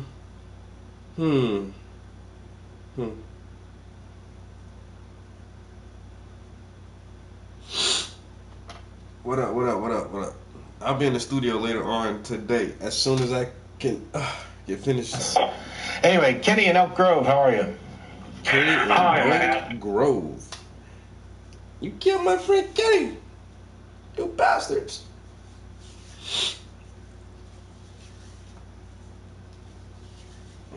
Oh man, this is the atheist experience. I've been listening to these guys for like a couple months now. I even I emailed them a couple of times and told them that I really enjoy the show. And then their shows are copyrighted, so I emailed them again, and I was like, hey, do you guys mind? Well, I said, I noticed that you have copyrights on your videos. I do a live YouTube channel. I'm not trying to sell your material or plagiarize your stuff for anything, but I do want my viewers to be able to listen to your show during my stream. Is it okay if I play some of your stuff? And they emailed me back just like, yeah, sure, no problem. Just make sure you tag us in your videos. Tag the Atheist Experience in your videos, and don't play whole episodes, because they do live episodes every Sunday. They don't want me to stream their live episodes, and even when I do listen to them, they just say, just play. You can play all the clips you want, but don't play like a straight 2-hour episode of one of our shows, and we don't have a problem with it. I'm like, guys are fucking awesome. That's pretty cool. And so these are like a bunch of your older episodes. What is this? Oh, somebody claims they can prove the young Earth theory. So if you go by the dating of the Bible, the Earth is only 6,000 years old. For decades now, science has been disproving that, and we have a rough estimate of the age of the Earth, a rough estimate of the age of the universe, and it's in billions of years, not 6,000 years. And so if you really do wholeheartedly believe the Bible, you have to put everything that we know about our planet. You have to condense all of this shit into 6,000 years. From the creation of civilization until now, 6,000 years. That's all it took. The Bible is weird, yo. And so, once again, if you believe the Bible, if you believe the timeline and the lineages and the dates and everything in the Bible, the Earth is only 6,000 years old. You think about that. You really, you sit down and you get you a fossil book about dinosaurs. And you read that and you keep thinking to yourself this whole time, the Earth is only 6,000 years old. The Earth is only 6,000 years old. And tell me how you make out.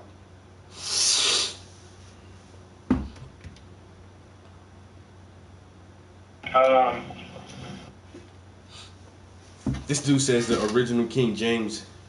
Hey, MB. It's called the King James Version because it's a version. Even the King James Version isn't original. It can't be. It's a version of a copy that was closer to the original. But that's in any Bible. Any Bible that has the Abrahamic scriptures in it, that has Genesis in it, and when you go through Eddie, when you go through the genealogy list and Exodus and Kings and all this stuff up until Jesus Christ, so you got the whole lineage of time frame until you get to Jesus. And then now in our current era, which means our BC, AD and BC. So now we're in AD, our current era, because our calendar, the Greco-Roman calendar, is based on fucking this mythological character named Christ. And so now it's 2019. So prior to the death of Christ, the genealogy back to Adam is only 4,000 years.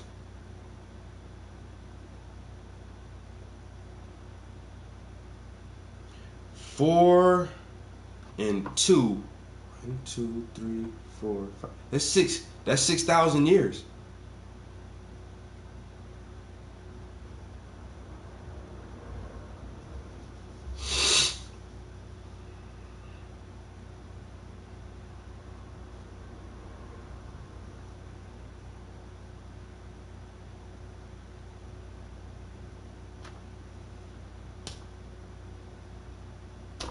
But that's all a part of God's plans. Don't you understand? It's a riddle wrapped inside of a conundrum that's enveloped by an epiphany. Because no one can understand the inner workings of God's mind. So he wrote his ultimate plan for man in an ancient language to a bunch of desert-dwelling sheep herders, but knowing that these languages would die out time and time and time again, and most of the message would be lost in translation, and it would be held in reverence by the controlling tyrannical government powers of the day and manipulated in 325 AD. The Nicene Council edited these texts. But God knew all this was going to happen so that modern people can ponder over this shit. Like, what the fuck is this?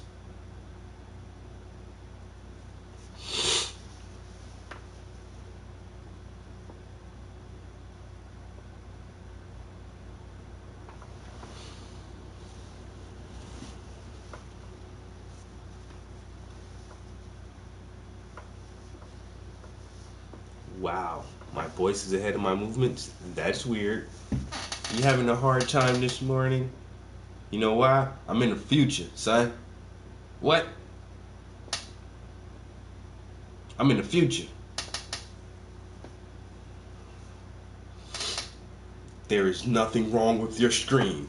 We control the horizontal and the vertical. Please prepare to enter the outer limits. Y'all don't remember the Outer Limits. Calm the fuck down. That was like the new Twilight Zone. Alright, I'm bugging out now. I'm stopped for a second.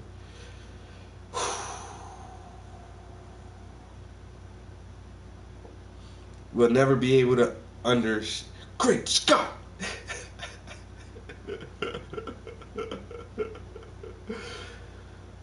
Oh. You know what? I can almost agree with that, but I don't think the God in this Bible is the ultimate supreme power. The God in the Bible is a douche. He's a dickhead. He's a total fuck up, yo. Like, everything he does just goes wrong every time, and then he blames us for it. He punishes us because his plans don't work out over and over and over again, to the point where it's just like, look, I gotta send my son. I'm gonna send myself in the form of my son in a human body, and I'm gonna sacrifice myself to myself because y'all sinning too much, and I can't control all the sin. I know I'm God, but now y'all, man, I don't even want y'all to pray to me no more. Just pray to Jesus, and then your sins will be forgiven that way. Cause all this other stuff, I done had floods, I done crushed the towers, I only saved Noah. Man, like, y'all just can't get y'all shit together. So I'm done. I'm gonna just give y'all Jesus.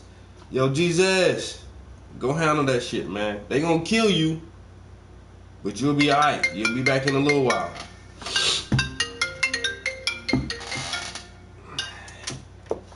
Well, that was a fun game of phone tag yesterday.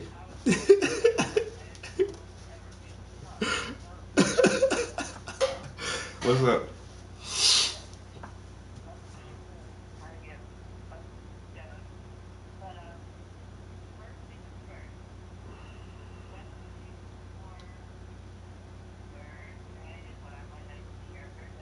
Mhm. Mhm. Mhm. Two big ones, right?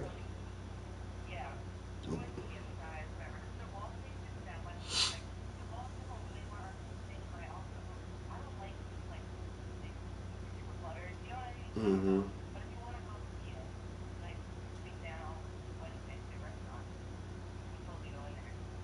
Okay.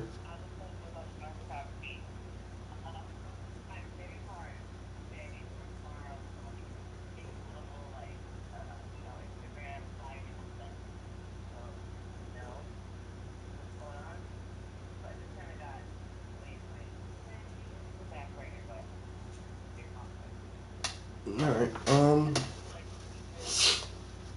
Well, you wanna? Let's see. What am I doing? Well, my work week seems pretty normal. Maybe Monday or Tuesday. Uh, what your schedule looks like in the afternoons, Monday or Tuesday, like 4:30, 5 o'clock or something.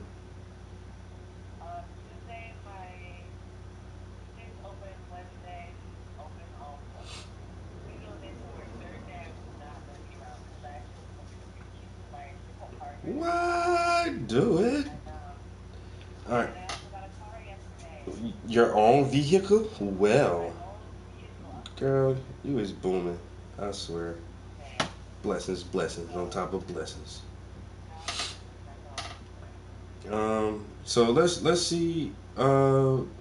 Maybe Tuesday when I get off, you can show me where it's at, and I can check out the space, and then I'll decide which ones I want to put, and then Wednesday I can drop them off.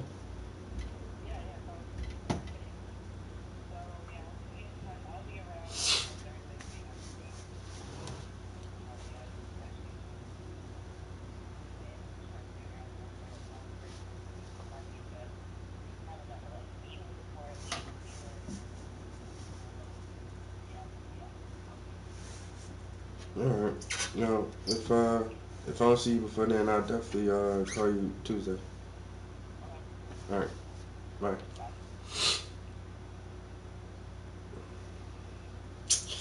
What?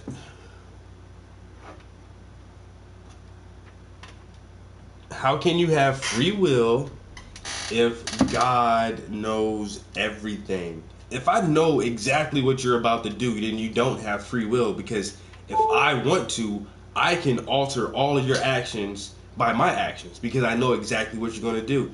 Well, there's a cup of water on the table. I know when Eddie walks in, his leg is going to hit the table and the water is going to fall and splash on my PlayStation controller and ruin my controller. But I already know that, so instead of having that occur, I'm going to slide the glass of water closer towards the center of the table so it doesn't fall. So it's not your actions anymore.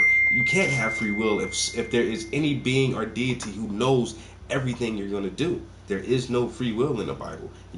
God gives the impression of man having free will, and that's just in order for him to punish man, because you're doing what I don't want you to do of your own free will, so I'm going to punish you. But you're God and you knew that we were going to do this, so you're punishing us for something that you could have prevented.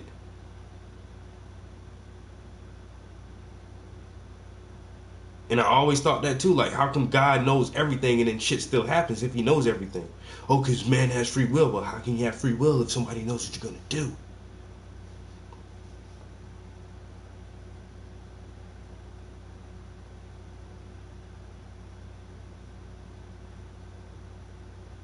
Religion. Oh, my allergies are killing me. I can barely breathe right now. First, the only time I got to talk to you was way back on episode 721, and you and that's just a gay show. What's that? You're cutting out. Oh, I'm sorry. We had a pretty nice. Let me get off my. Okay, is this better? So far, a little bit, yeah. Okay, well, I'm in my home office. Last time we had a bit of a problem with this. Okay. Oh, you're fine now. Okay, good. Anyway, Beth was on your program. You guys were engaged, and I didn't know that's who that was, and I wasn't watching this on my screen, so I want to congratulate you on your marriage. It's a bit of a late congratulations, but I think that's great. Thanks. You want to say thanks, honey? She's nodding and waving. She's waving. I'm doing her crochet. Anyway, you and I discussed the authorship of the Gospels. We had a bit of a tizzy, and you hung up on me. I hadn't been able to get you on the phone since. Okay, well, you got me today. I won't promise that I won't hang up. I'm changing the subject today. I want to talk about science. Okay. So why would... all right, go ahead. I'm always curious when people call in to talk about science, because you do realize this is a public access TV show, and neither one of us are actually scientists, so it's kind of... We guys do talk about creation, evolution, controversy a lot. Well, only one of those two is science, but yes, we do talk about that. Well, anyway, what's your question? Okay, well, basically, there's a scientist named Paul Ramdor, German scientist, Ramdohr, and he was the chief mineralogist at the University of Heidelberg in Germany and head of the petrology. It's not like a parent, because a parent isn't omnipotent and omniscient and all-knowing. God is.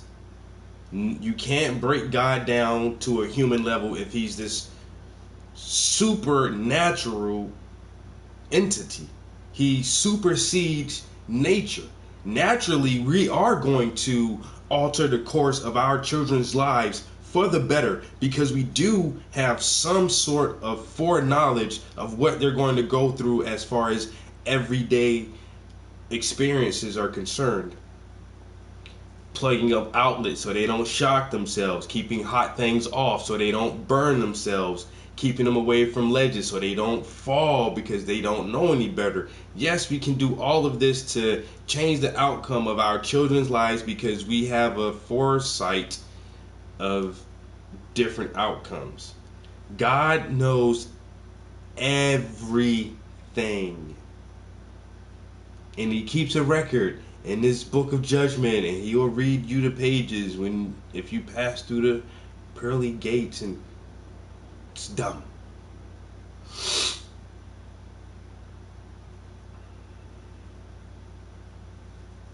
But religion is a science too. I don't know. Religion.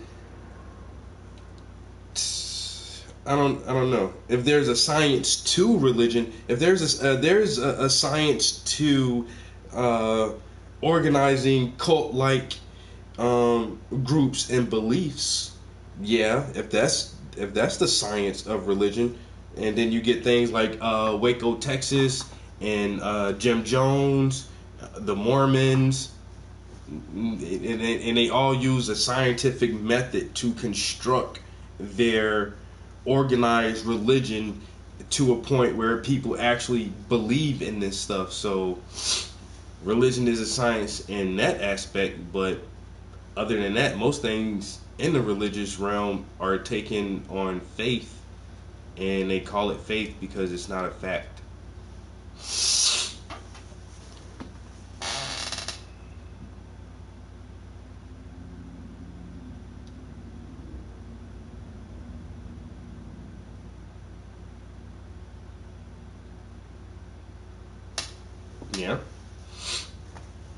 Yeah. All the things that are inherent to our psyche, our conscious, and our subconscious, we just try to explain those things, and it comes out as, this religious type thing where we don't know, don't know.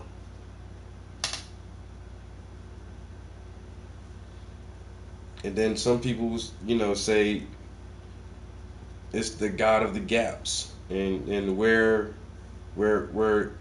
ancient man couldn't figure out the exact functions of nature, he placed God there. Well, why is this and why is that? Well, we're just going to insert God.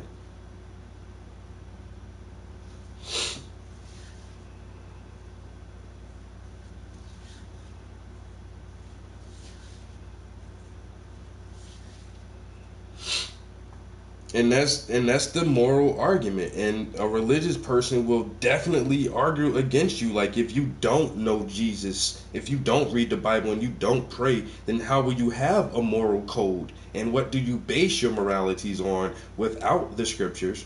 Because if we didn't have the Bible, we will all just be murdering and raping everybody. Like, no, non-believers don't just go around raping and murdering people. That's because we don't read the Bible. That's crazy.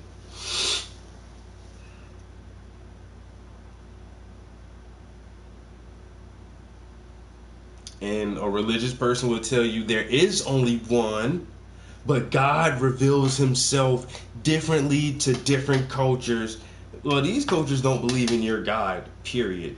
And your religion does say there is no other God before me. But then sometimes it say, let us make man in our image. And then on top of that, the God in the Bible says, put no other gods before me. Put no other gods before me.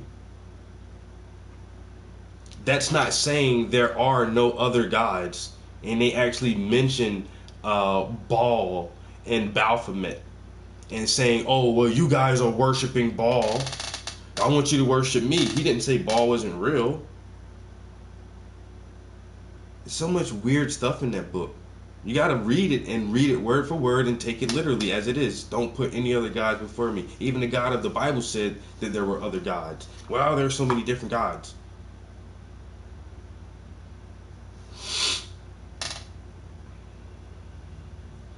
Preach read the Bible still fuck little boys. And the Holy Scripture said, "Thy shall commit fornication upon the child. And since I am a holy man, it will not be considered rape."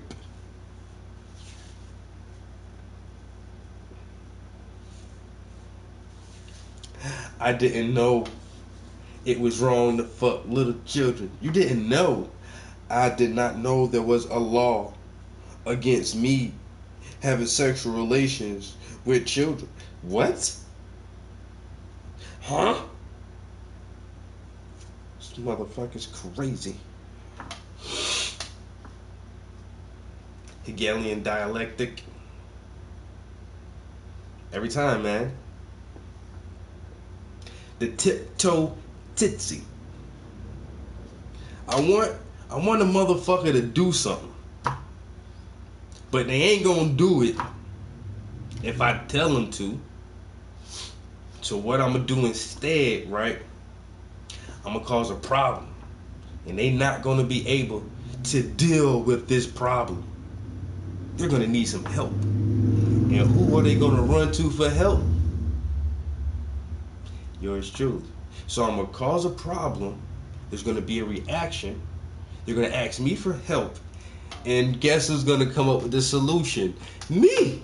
And the solution is exactly what I want them to do. It's so fucking... It's so simple. It's funny.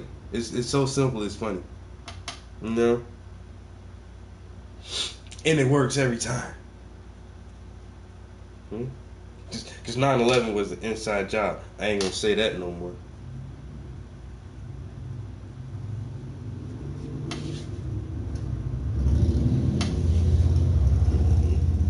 It's a proven method.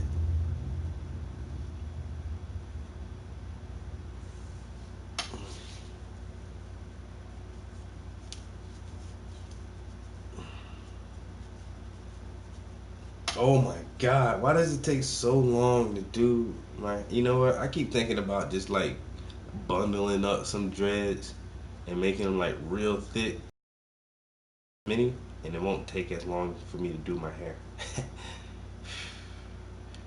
That's logic.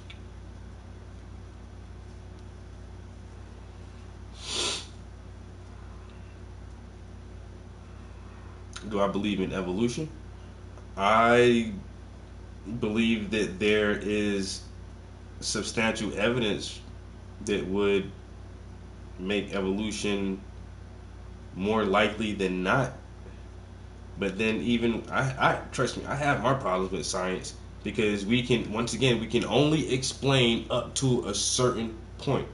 Evolution, okay, life started, everything came from the this soup of complex compounds that somehow formed to make the first organic life. How? Everything after that sounds good. Single cell organisms, multi-cell organisms, simple life, and then you have this really large leap that comes after that, which is the manufacturing of DNA. Like, that shit don't seem like it could just happen. But then you have, more complex life, and then they say the first reproductive absolute life was kind of like algae. Something very similar to algae, which continued to evolve into fish and lizards and great beasts and birds and mammals, and there is somewhat of a chain of events that when we look through our archaeology evidence and throughout the layers of our earth, and we do see certain animals existing at certain periods in time, and similar animals coming right behind them, and even more similar animals, but not exactly the same kind. So the theory of evolution is really strong, but once again, like, that's how science works, because a working theory is basically a fact, but they won't call it certain things. They just don't call facts because it could change. The theory of evolution is open to change. If someone comes up with a better hypothesis and supports it with substantial backing and evidence and proof that there is something wrong with the modern model and concept of our theory of evolution, then it will be changed. And we will have to, deal with, an updated version of how we think about where we come from. And so I'll go with evolution for the most part. It just seems a little bit more logical than saying, some God being grabbed up a bunch of dirt and blew life into it, and then that was man, and then he took a rib and that was woman. But at the same time, the evolutionary model is almost as complicated, because first of all, you have to get non-life to become alive. Then you have the whole problem of the development of DNA, the development of brain and eyes, and the development of sexual reproduction. And how did the first life actually differentiate into two different sexes, male and female? And so these are, extreme hurdles and complications with the evolutionary model of, how did life start? But at the same time, it's open to change. More evidence, more data, more research will give us a more solid view of what we are and where we come from. The religious point of view is God did it. No need to turn over rocks, look in microscopes. You ain't gotta do all of that. God did it.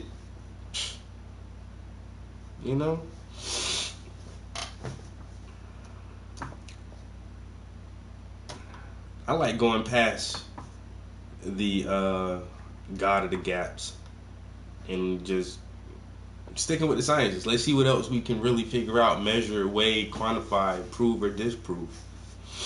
And right now we're just at a point where our methods and our instruments will not allow us to deconstruct the world farther than we have right now. And we look at atoms and see that it's made up of mostly empty space in between its nucleus and its electrons and protons, and in this empty space there is something in that empty space. And what is that? That holds our reality together, that actually holds matter itself in a certain form. What is space itself? When you remove all matter, what's left? And you have this dark energy and this dark matter, or these different phenomena that we give these titles to because we really don't understand it, but we try.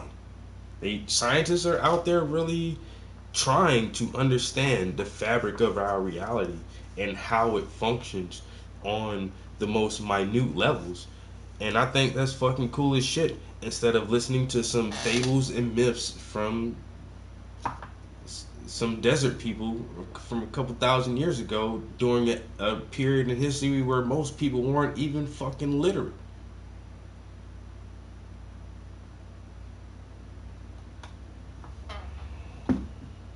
Geology department there. Okay. And he wrote the standard international work on the microscopic study of minerals called the ore minerals and their intergrowths. And he wrote this paper on radioactive fracturing. And it was later reviewed by Bob Gentry because he identified radioactive minerals being in the rock due to radio halos, and so he wanted Bob Gentry to look at his samples and read his paper and give his opinion. And so I talked to Bob Gentry on the phone in the 1990s when I was debating creation and evolution on the Prodigy Online service. I'm one of the reasons why they closed that service down, because of all the extensive writing we did on the bulletin boards there. Well, that's a good feather in your cap. The atheist evolutionists, we pretty much closed it down. Oh, you did, huh? Yeah. We wrote so much that they couldn't handle it, and they had to shut down. Yeah, bandwidth was kind of a thing back then. Sure. Yeah. Okay. And anyway, this paper he wrote was put in English by Oak Ridge National Lab in 1965. And his specialty is microscopic studies, and he noticed this fracturing no one was commenting on because it's kind of odd. When radioactive elements decay in a rock, they exert an internal pressure that causes fracturing on the inside. When the mineral reaches the point of expansion, it can handle it more. And where they expand, by prediction, is at grain boundaries and the let's see what all that grain boundaries and the cohesion. Okay. Is this the C decay argument? Or a different thing? No, okay. this is No, that's that's speed of light. I'm sorry. Okay.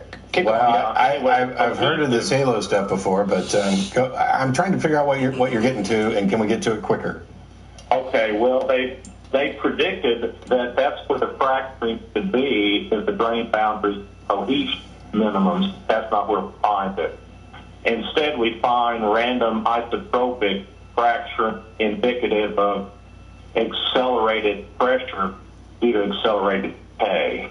So this is a fingerprint that these rocks are remnant of accelerated radioactive decay.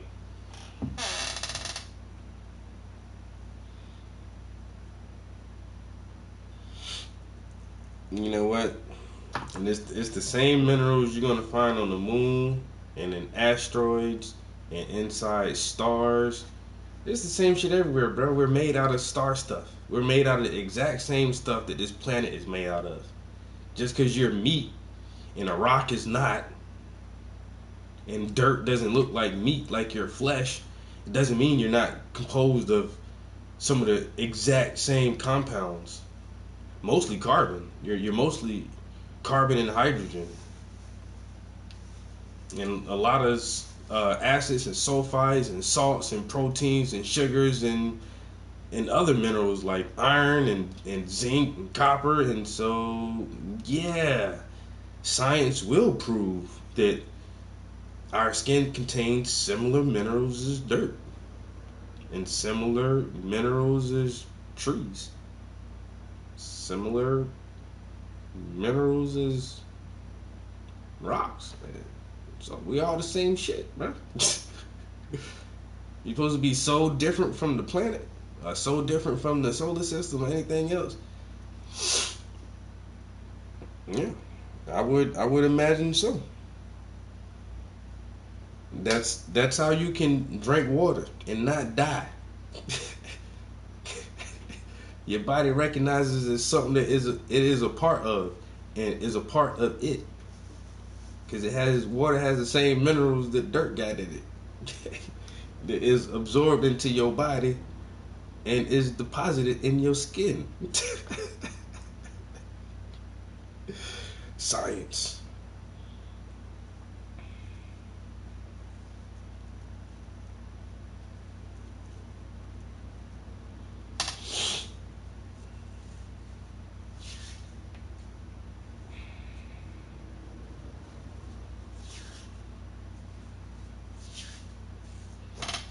Can I get done with this already? Fuck. I'm gonna grow dreads. It's gonna be cool. In the summertime, dreads are not cool. Literally. It's like wearing a fucking scarf. Have you ever went outside when it's like 93 degrees with a scarf on, like just tied real tight around your neck, tucked in and everything? Have you ever done that? Why? It'd be uncomfortable, right? Why?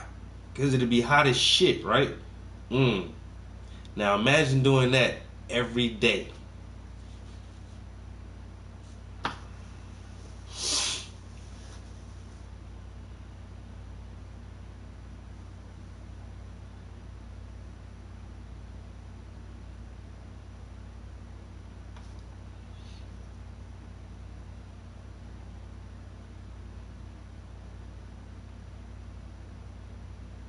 Yeah, either theory works.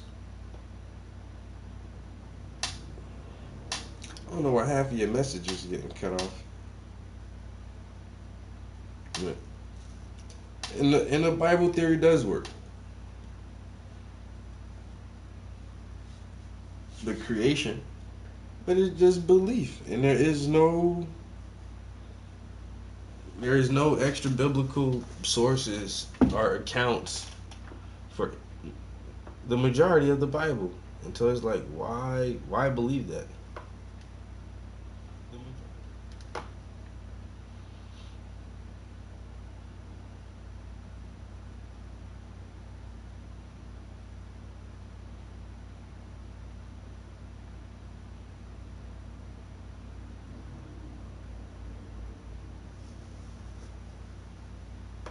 Oh, I remember that speech from Bush.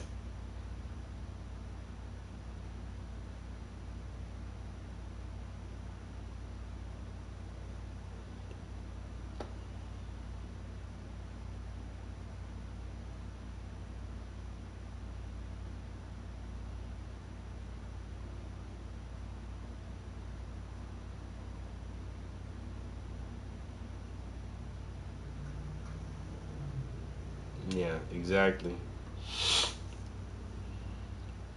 Yeah, we're so far disconnected from nature. It's ridiculous. It's not even funny.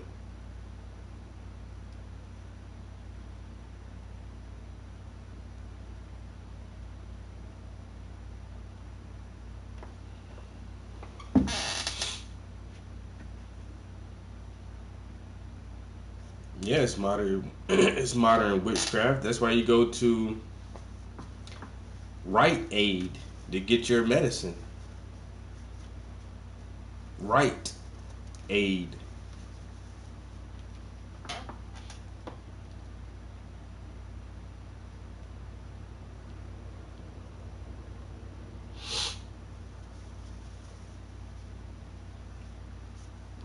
Rite, a religious or other solemn ceremony or act.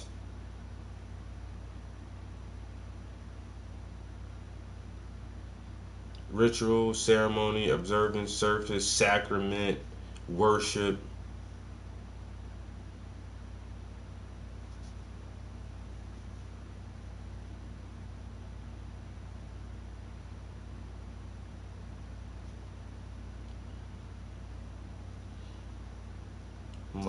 Like the Scottish rite of Freemasonry. And so if you want to heal people, you can just use like right, like you are correct in coming here for your medicines. But no, they use the word right, like you are about to enter a ceremony of what? Oh, but people don't want to think about that shit though. They go to Rite Aid.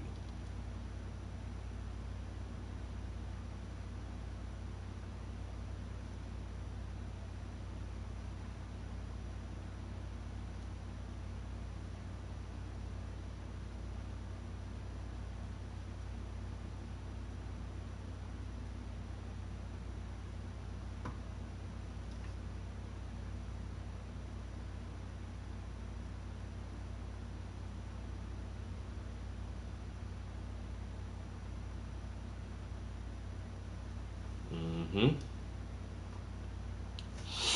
got some of that turmeric. Oh, I love mangoes and blueberries. Anything with dark colors, yo. My shit is cranberries and pomegranates. I like the dark reds, but those dark blues, blueberries, raspberries, those shits are probiotic.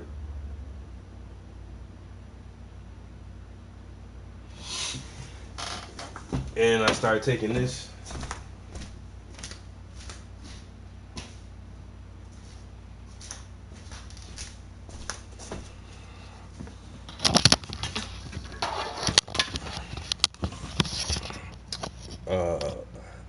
Organic black seed oil. But this, it says dietary supplement, super antioxidant, cardiovascular health, radiant hair and skin, joint comfort and mobility, healthy digestion. Like this black seed oil is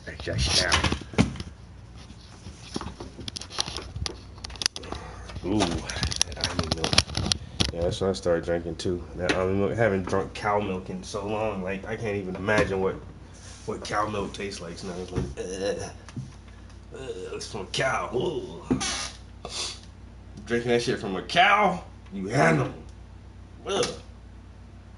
System. Do you see black people at the head of the educational system disseminating the information via the curriculum? No, you think of the white race. If I talk about the medical institutions that come up with the drugs and the pharmaceutical companies that give us these things, do you think of black people? No, you think of white people. When you think of the judicial system, the court system, do you think of black people got their hands in this and pushing and pulling legislation? No. White people is what you think of. So our problems have their inception with white people. It's not that we're racist. The truth of the matter is, if you think of any major institution where the problems have their inception, trickle down and then affect poor people, the root of the problem is white power. You feel what I'm saying? So we got every right to say, man, white folks got to change the situation. Because we don't run no judicial system. And we don't run no other educational system. And we don't run no real estate system. We ain't not the banks and we don't extend the loans. You feel what I'm saying? We don't run all of that. So who are we to blame? Then they get mad. Oh, black people, you still complaining about white people? Hell yeah.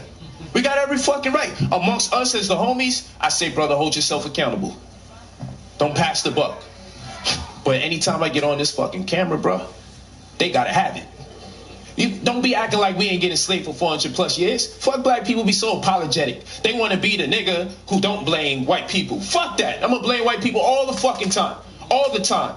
400 years of oppression plus, and then come out of it for 50, 60 years, and you expect everybody to read right and respect each other the right way? After you done castigated us, make me have sex with my best friend's wife, make me have sex with my own mom? After doing all that shit, subconsciously, you don't think that that shit transmigrates into the DNA and manifests itself as the social ills that we are demonstrating against each other every day? There ain't no fucking way you could abuse the people for 400 plus fucking years and then turn around and expect them to behave normal after 50, 60 years. And in between the 50, 60 years we've been free, they've been assassinating our leaders.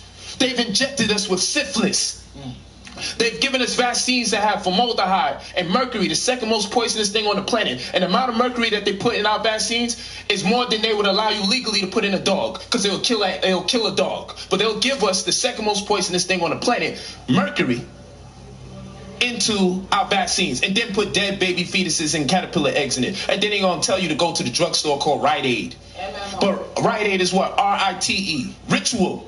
It could have been R-I-G-H-T as in correct, or the opposite of left. Get up. But it's R-I-T-E, meaning ritual. But it's from the pharmaceutical companies, right? And if you go into the Bible and you look for the word sorcery in Greek, you see it means what? If you go to the Greek lexicon, sorcery is pharmakeia. Okay. Pharmacy. Okay. So the word pharmacy comes from Greek, which means sorcery. Sorcery. And Rite Aid is the ritual aid. So they aiding you in a ritual to give you drugs that put you in a trance because they perform in sorcery. You feel what I'm saying? Right. But then this is just a nigga who dropped out of school in 10th grade. So I'm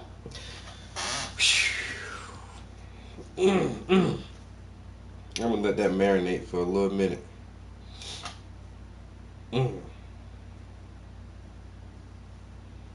Because y'all don't want to see the symbolisms. Y'all don't want to look at the lexicon and the fucking words that are used in advertisements and displays when they're trying to get you to behave and act a certain way because they're trying to conduct your actions because you don't have fucking free will. And little everyday shit like that, you won't see it until somebody point it out to you.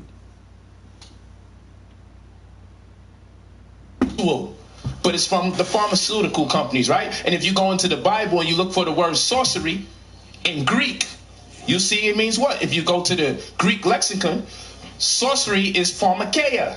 Okay. Pharmacy. Okay. So the word pharmacy comes from Greek, which means sorcery. Sorcery. And rite aid is the ritual aid. So they aiding you in a ritual to give you drugs that put you in a trance because they performing sorcery. You feel what I'm saying? Right. But then this is just a nigga who dropped out of school. Okay. And so they performing rituals on you to put you in a trance because they're using sorcery, right? So we haven't had a major, mass shooting in a month, couple months that is notable, but in the past 10 years, every mass shooting that has taken place, right? Think about all the mass shootings, Colorado, Sandy Hook, Virginia Tech, the Vegas shooting, or there was a couple in Vegas, the Charleston shooting, the one in Texas, like all these mass shootings that have been taking place over the last 10 years. What is the one common denominator they swear every perpetrator has in common? Oh, they were on meds. They were either on meds or off their meds. He was on medication. He wasn't himself. He was drugged. And just like my man broke it down to you, it's put you in a trance. So they can perform sorcery on you doing these rituals. Bro, if I tell you that, you'll know more than I do. I gotta keep some of my sources. Oh, I be listening to some shit, bro. I gotta listen to everything. Hey, you gonna limit yourself. Oh, he Indian, I ain't gonna listen to him. Oh, he Spanish, I ain't gonna listen to him. Oh, he white, I ain't gonna listen to him. Oh, he black, I ain't gonna listen to him. You gotta listen to everybody. Cause my man on some shit.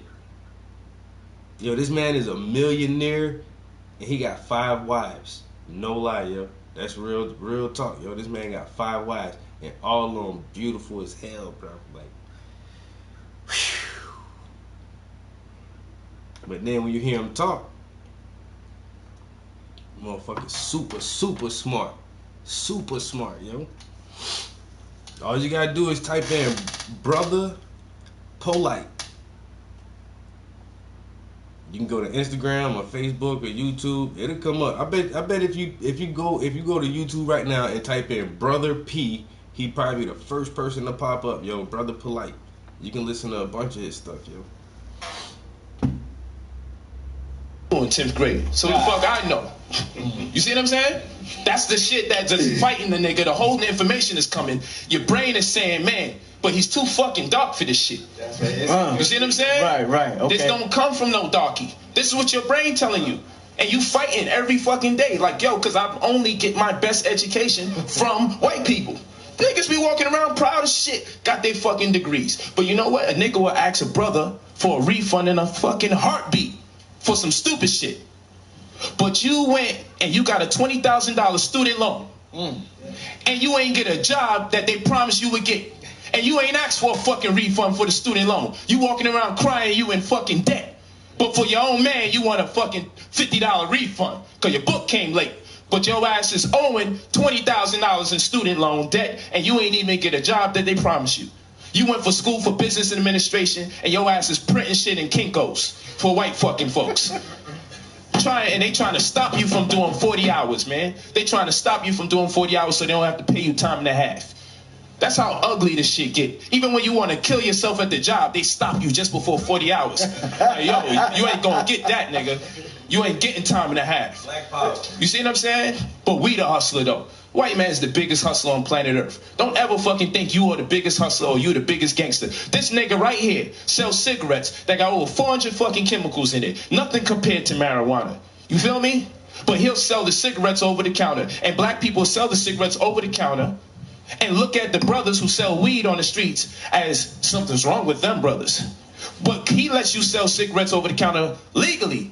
So you don't feel no way. Because he made it legal. Good point. But the homies is in the hood selling weed that can't compare to all the shit and cigarettes. But you see, that's illegal. But guess what? Now the hypocrite says, after we locked you niggas up for selling weed, we're going to sell weed in several more states. So what was all the crimes for when the niggas got locked up for? Can we start releasing them now that weed is gonna be legal? How is this a United States and you niggas ain't united in selling weed? This video right here is well, what I typed in, because I've listened to this one in its entirety like 2 or 3 times. But if you type in Brother Polite Rite Aid, because I know this is the clip where he talks about Rite Aid and how the spelling of it. When any organization or group is going to make a logo or symbol or come up with a title to represent themselves, they just don't throw that shit in the fucking wind. That's a complicated, complex decision on how they want to be represented to the world. That company naming itself RITE was very, very carefully thought out. And he breaks that shit down just on the meaning of the word Rite Aid. And it's like, that shit is crazy. And this is how our world operates. And there's this veil that once you lift the veil up and you can look at anything you see and see the symbolism and the manipulation and the interwoven white supremacy that's inherent to our system on so many different levels, but we don't know how to see that shit, yo. We just can't see it, but it's right in front of your face all the time. Yeah, you look up Brother Polite Rite Aid, and I think the actual, okay, this right here says speaking truth to power.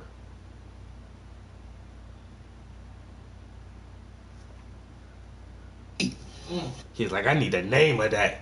Why you gonna show it to some? He already got somebody in mind. He gonna be like, yo, you gotta listen to this. This is what I was trying to tell you.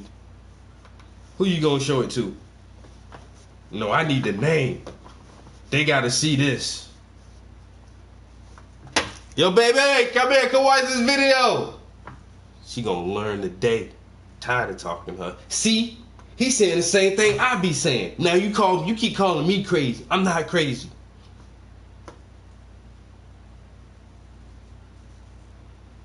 This is your see, I'm not crazy video. I'm not the only person who be thinking like that.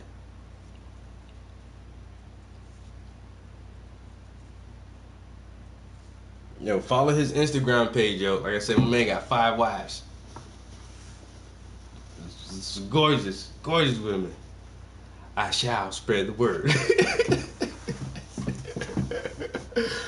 Snakes. You feel what I'm saying?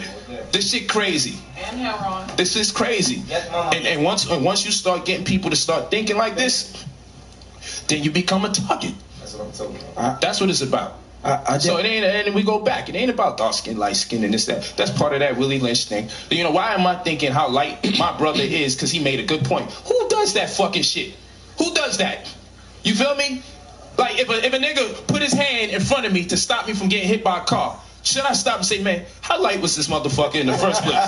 You know what I'm saying? Like, who thinks like that, man? It was a good look. I ain't get fucking hit. Right. You see what I'm saying? Right. So that just show you this some slave shit.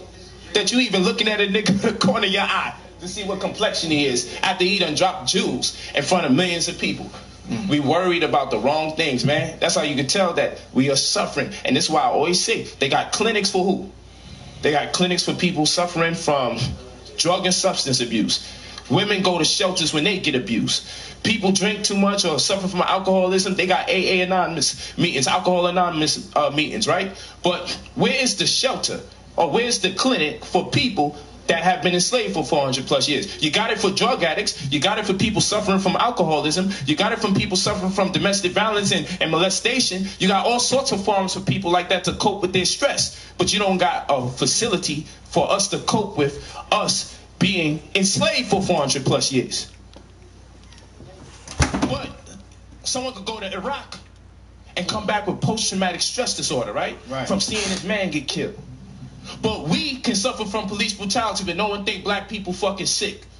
From seeing their own brother being murdered in front of his wife-to-be. You don't think that traumatized a bunch of us black men in America and traumatized a bunch of black women in America, and seeing it over and over play out with no edits? But if I say something against homosexuals, my post may be blocked.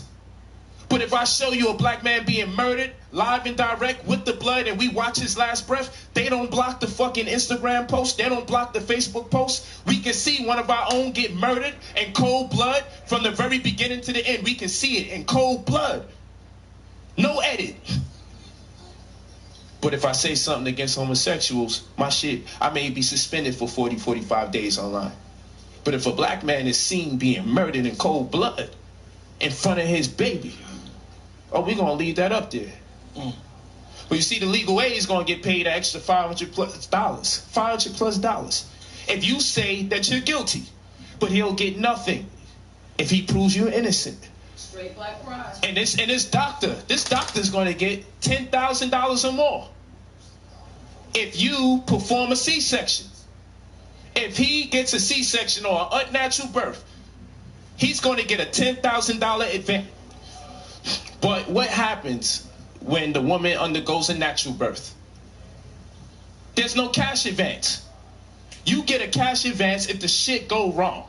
But you don't get a cash advance. You just had another successful child born into this world. You didn't have to cut a belly or nothing. Here's 10 grand. No. You had an unsuccessful birth. Here's 10 grand for cutting her stomach open. Right. And what do you suppose takes place? Well, if I'm the doctor and my money's short and my mortgage behind like 60 racks, then I know I'm cutting 6 bellies. Cause I'm a nigga from the hood. You try me and I'm running low on bread, I'm on E, I'm likely to do any damn immoral thing. Cause that's how it works in the hood. But we think white people are above and beyond it. So these white folks is getting an extra $10,000 plus for C-sections and getting nothing if the birth is conducted the regular way. But we thinking nigga shit is above and beyond the one who created the nigga in the first place. Okay. You see what I'm saying? How could the white man be above and beyond the nigga? He created the nigga. He spent hundreds of years to get this result. And that's why I tell people, even though I'll be pissed off what our brothers and sisters do, I know. That's one of the main things that Dr. Amos Wilson, he tried to drive that home so hard that the American Negro is a created creature. Our psyche, our environment, our habits, our mores, our diets, everything about us has been created by the European. Since we've been in this country, we have not been able to guide our own selves. We don't speak our native tongues or worship our native gods or anything. And then the issues that white people have with black people, of us being criminals and lazy and having low IQs and all this other stuff, and the only thing you're good at is sports, and it's like, well, you made us this way. You selectively bred us for countless generations over centuries, and this is the result.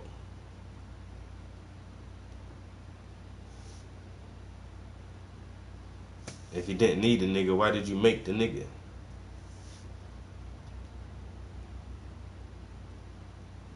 The regular way. But we thinking nigga shit is above and beyond the one who created the nigga in the first place. Okay. You see what I'm saying? How could the white man be above and beyond the nigga? He created the nigga. He spent hundreds of years to get this result. And that's why I tell people, even though I'll be pissed off what our brothers and sisters do, I know we was manufactured. You see how some shit is made in China? We made in America, bruh. Damn.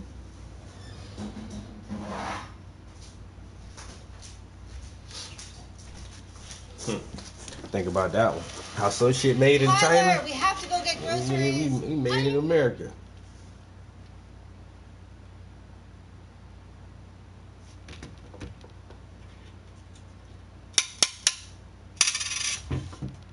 All right. I have successfully completed the task of retwisting my hair. Yay!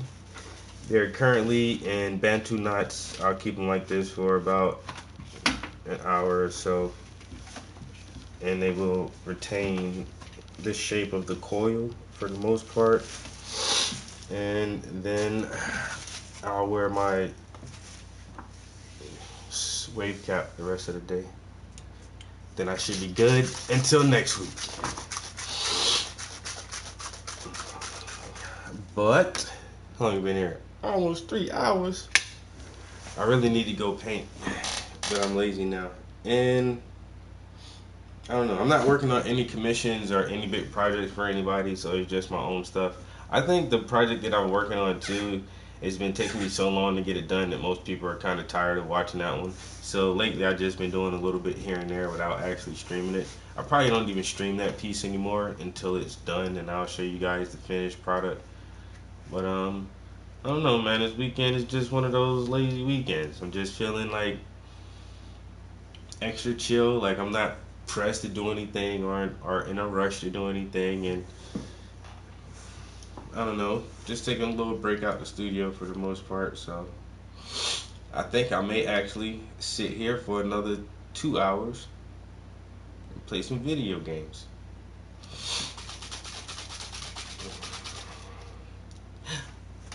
What time is it? Well, I'm gonna probably fix me a sandwich. I'm gonna grab a sandwich or something, and I got some chicken thawing out. I might take some ground beef out too, and put some chicken and burgers on the grill, and have that for dinner, so I can take some of that to work tomorrow. Do like chicken and burgers, and should I do corn or fries or something like that? Just something kind of simple. Like I said, I ain't too pressed to do too much.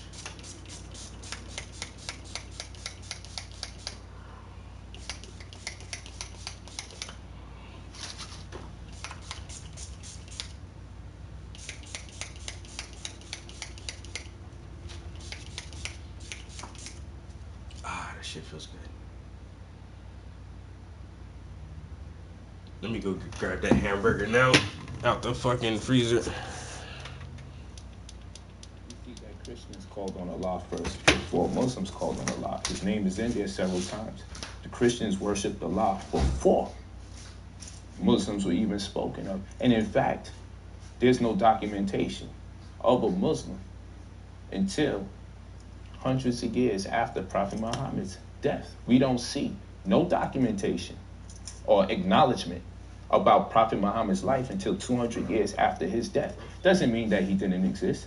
It just means if I try to sell you a story that exists 200 years thereafter, you would think it's suspect. But with religion, we pacify that. We'll be also told that Prophet Muhammad was illiterate, but the Most High gave him a scripture. Allah subhanahu wa ta'ala would grant this man a scripture. His angel Gabriel will come and tell him to ikra, or to read in the name of his sustainer. But he's illiterate. But then we look up the word for illiterate and we see the word ummi there. And we see that it's a homophone. So we know that this is a word that deep freezer meaning, but it's pronounced the same way. And the word ummi means... My deep freezer is too big to fit up here, so it's in the basement. So I'm taking out some turkey kielbasa, some turkey bacon, a loaf of bread, and some ground beef.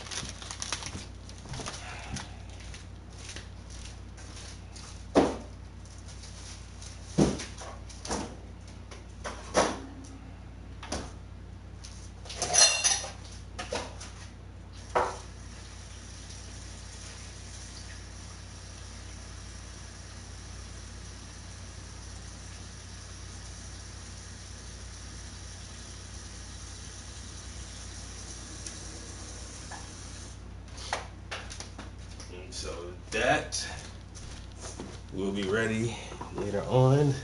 We're throwing the grill. What? Make me some burgers.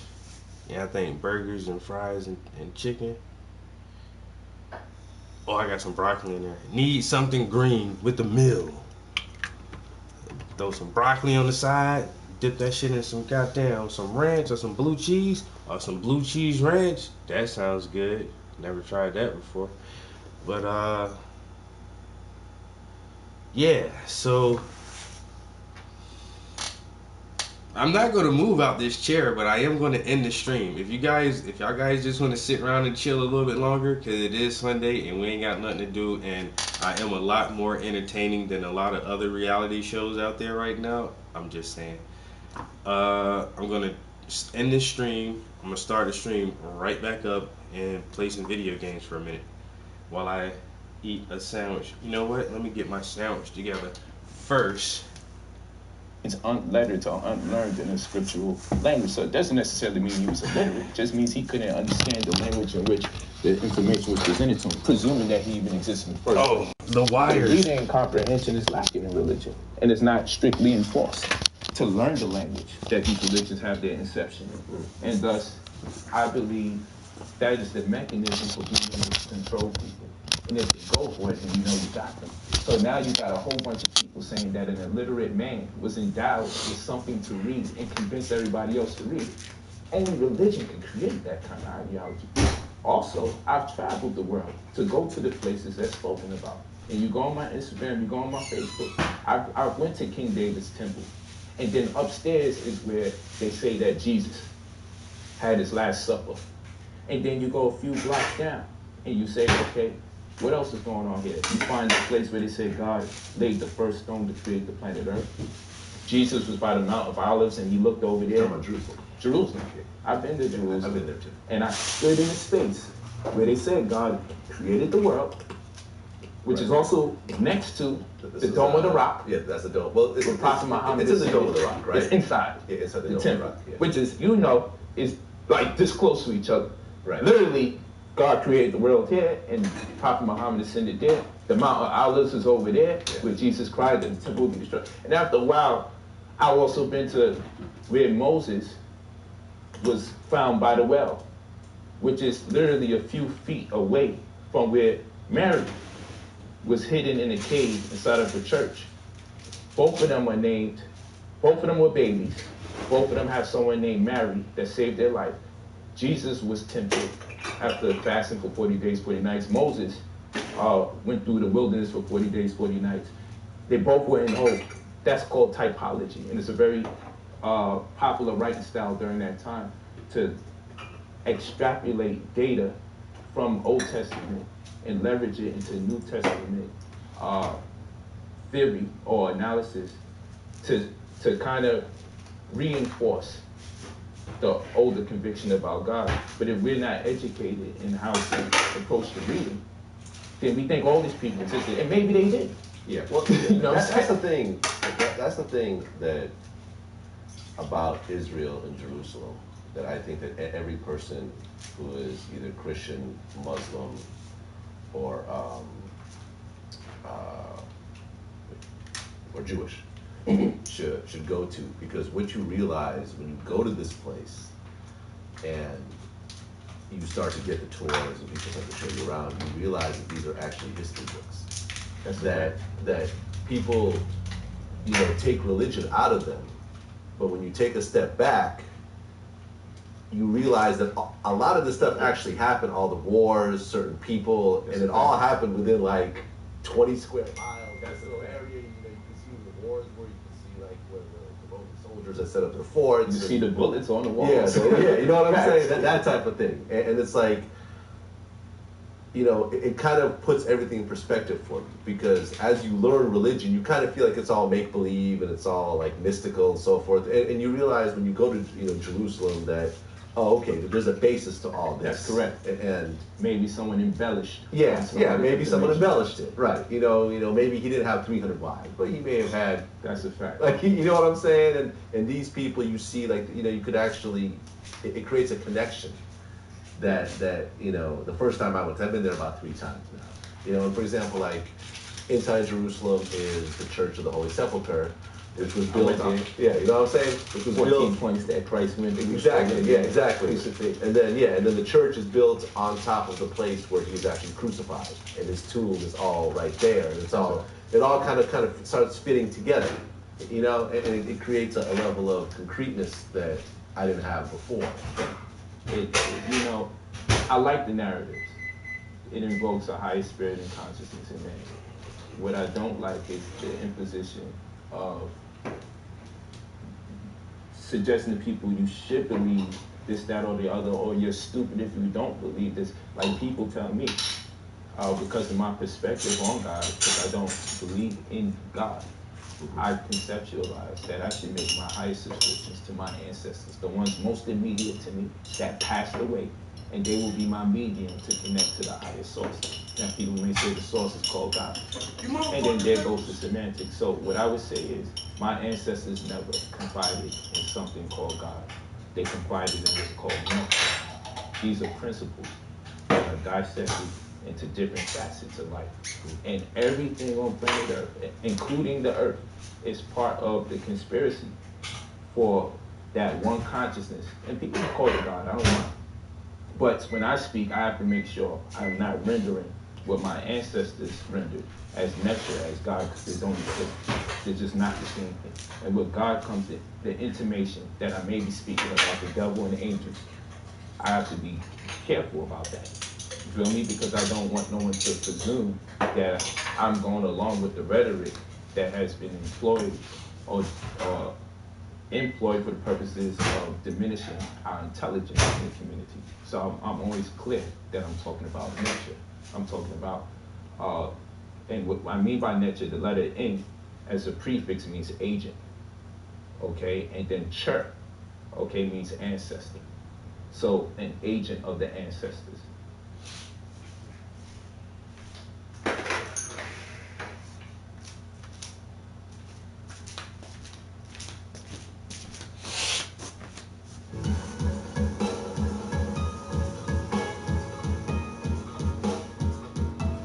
Some sour sop. I still haven't tried that before, yo.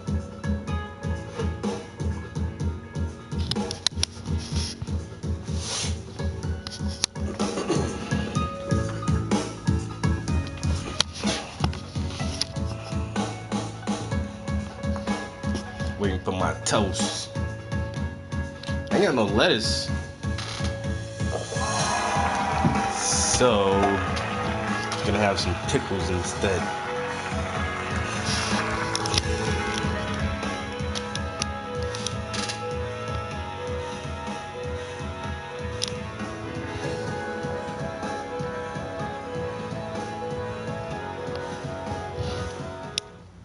Everyone knows that an angler has to have polarized lenses. Glare is what you see when you look at a surface that looks like it's has a mirror. I gotta find somewhere else to put all these damn It'll paintings let you at. see past that refraction.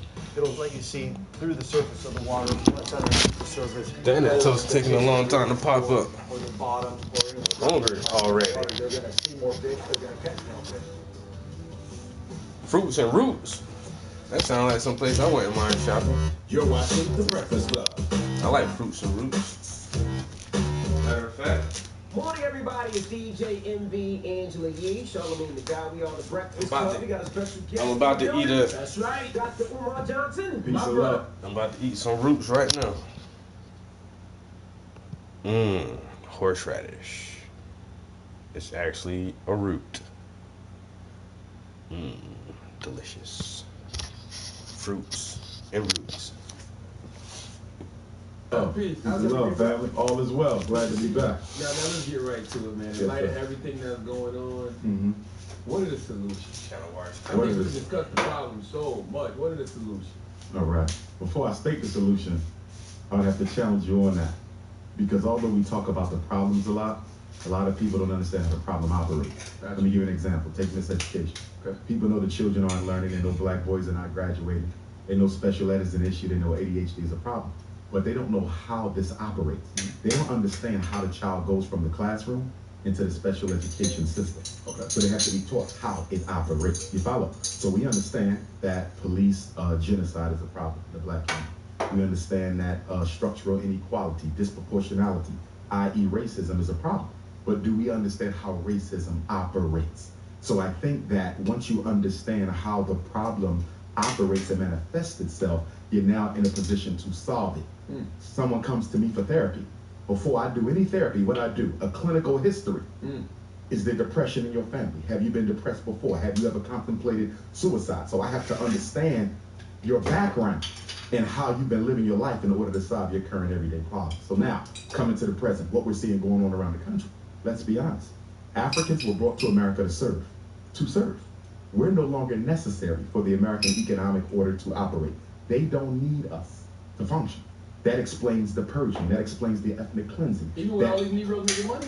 Well, remember now, when you look at the black folks who are rich, they are a small percentage of the general body politic of the community. You understand?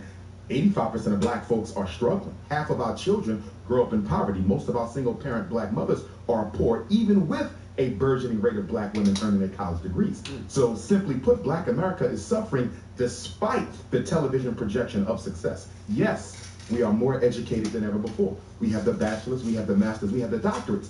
But that education has not taken place alongside an increase in wealth acquisition. We're smarter, but we still don't own anything. But we know we're poor. We know some of us got educated. We know some of us have a lot of problems due to where we're growing up in our environment. Yes. But besides all of that, we got a bigger problem with racism and the way that other people look at it. I agree. You know what I mean? But I'm not saying it's right, but the way we look at ourselves is bad too. Yes. You know what I mean? Because if I'm walking down the street and I see some brothers with hoods on, it makes me think twice. Right. So if it makes me think twice, I know it's going to make somebody else think twice. But it doesn't give us doesn't give them the right foot. But that's based off your experiences, though. Like you know, yeah. It's also based off conditioning. The conditioning is critical. Media is critical to the social agenda of any country. You understand? You take Adolf Hitler. Before he did what he did in Germany, he conducted a media campaign that sought to destroy the image of the European Jew in the German mind before the physical Holocaust began. Same thing in America. Before you begin taking the black life, you must kill the image of the black life. So when you look at gangster rap with Flavor Flav in it, okay, when you look at the way in which we're portrayed in movies, when you look at the way in which we're portrayed on the radio, popular media, magazines, it is in a very negative way, as if to say these people, the world will be better off without these people. That's So why once you exactly. In other words, it's not so bad that he died because he went to jail anyway. So you have to kill the image before you kill the person. Why? Because people will take up for people who are unjustly treated. But if you can convince the world that we would be better off without these people by killing their image, then when the physical carnage begins, no one will care. How do we change that? How do we change the way that America looks at African Americans, and how do we change the fact that these racist individuals, racist police officers, stop pulling out the guns? I think you have to penalize. You know, it's kind of like a kid. You know, your kid does something bad, and you say, okay, it's okay. He's going to continue to do it. And if you bust his ass, next time he's thinking about doing it, he's going to be like, well, you know what, my pops is going to bust my ass. I feel like the police officers that kill African Americans, they kill people in general, they don't get penalized for it. I agree with it. You're absolutely correct. For example, behavioral psychology, 2 basic laws is what? All behavior is a function of the context in which it takes place. The American racial hierarchy, it's a function of the context. And then it's a function of the consequences. You follow? So in other words, behavior never stands still. Whether it's you, whether it's a child, whether it's the country, whether it's the police. Behavior is always getting worse or it's always getting better. So when Zimmerman wasn't punished for Trayvon, that automatically created a context for it to happen again. Do you understand? Walter Scott, Tamir Rice, it creates a context. So the next police officer says, wait a minute, I can be a little bit more trigger happy because the last 5 black men and women, Sandra Bland, who were murdered by police, were not held accountable. So when you do nothing about misbehavior, then you're actually supporting its repeating. Now, what are protesters? Because people protest and they say, you know, and I love the unity, and I love the unity of African American people. I wish we could be more unified when it's not just a brother dying. But I feel like sometimes the protest, what is it getting accomplished? Okay. And the reason I ask that is because What? Sandwich with some pickles and chips. Man, we got some horseradish on there.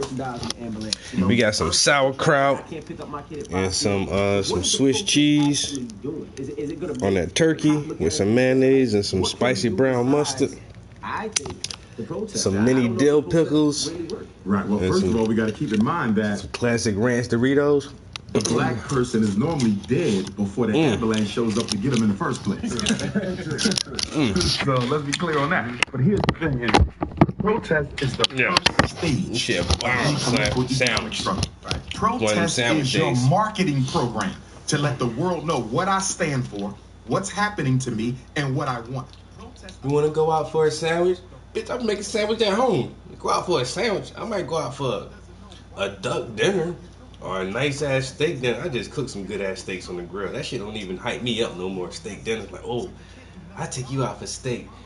I could cook a better steak than a restaurant. But definitely not. I go out for a sandwich. There's one place I do go out for a sandwich to, man. There's one bar.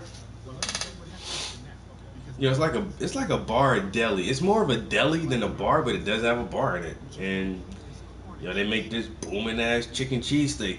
Oh my god. Yo, they chicken cheesesteak, the bread they use, the onions, it's all that, you know. And I can have a beer and a shot of liquor while I'm in there. It's like, yes, this is nice.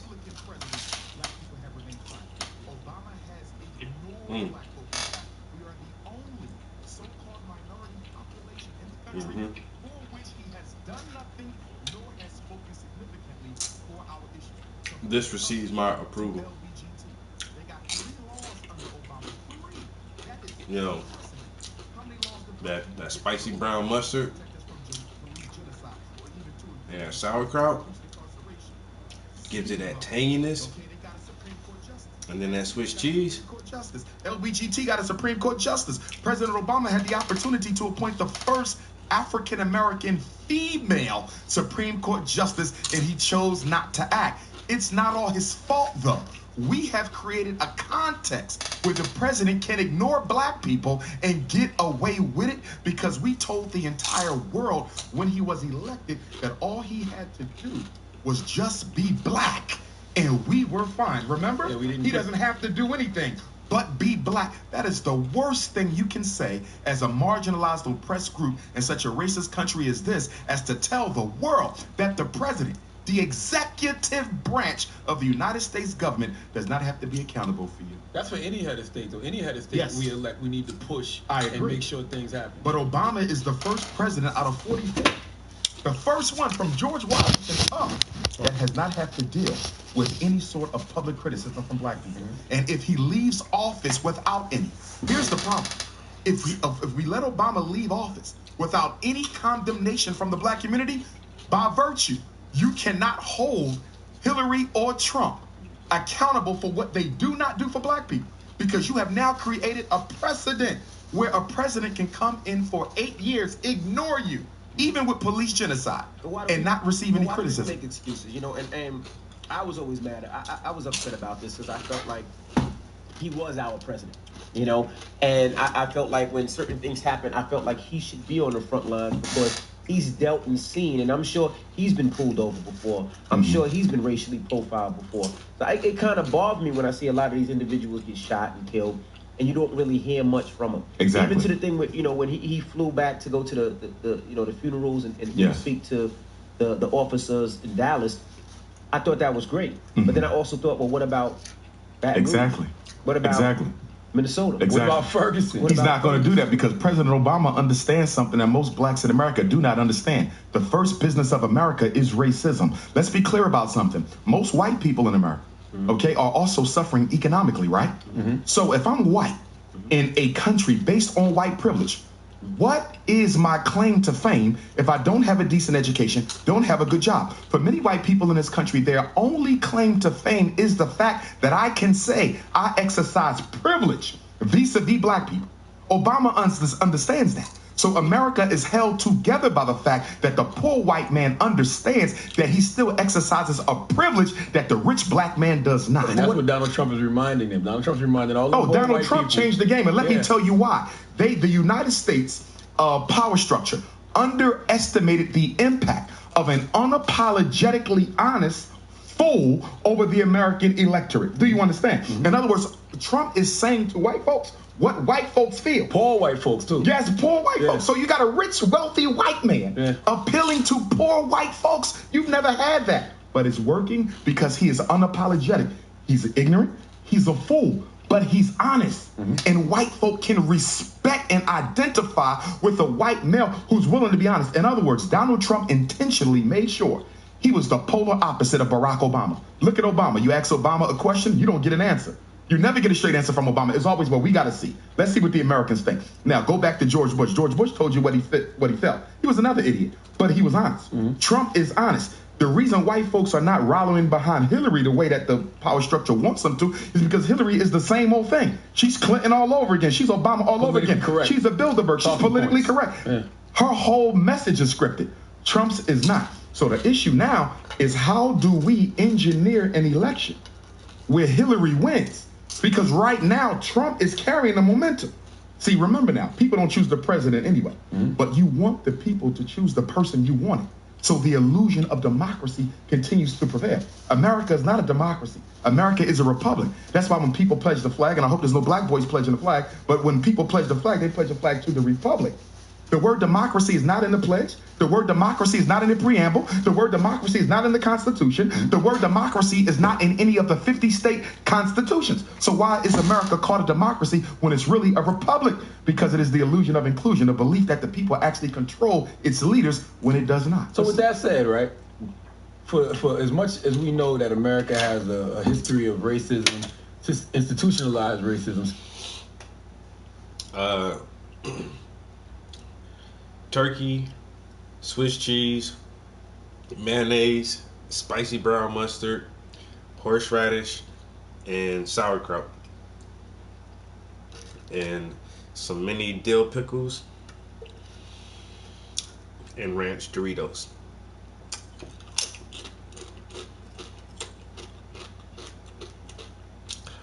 I think the Doritos are my favorite part.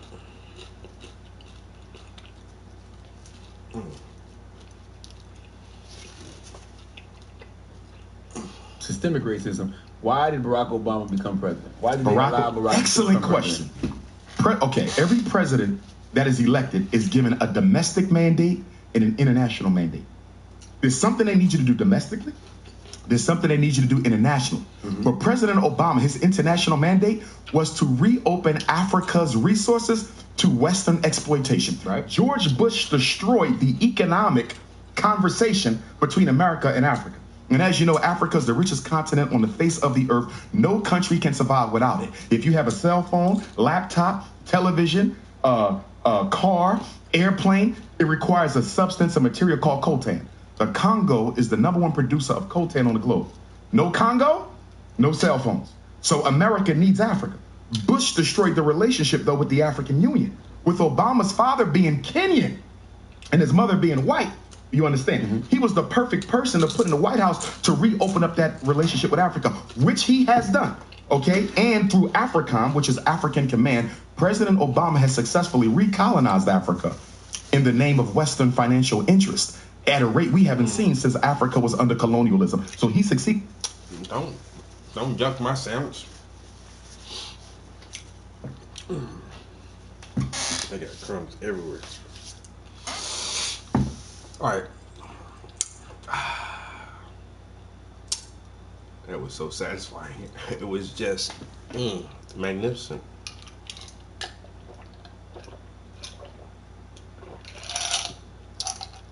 Got me some cranberry juice.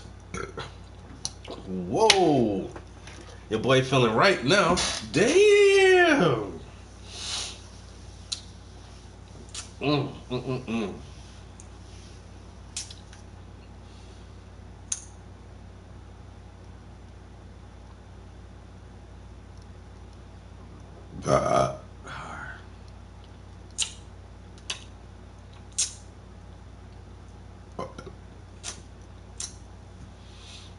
Yo, there's something about the feeling of being full. That shit is just.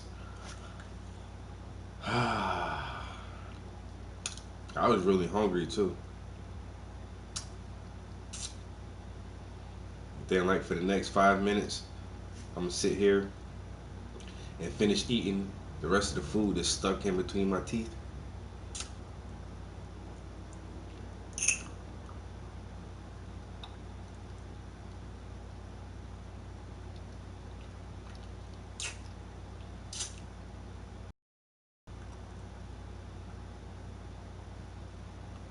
All right, Shaman.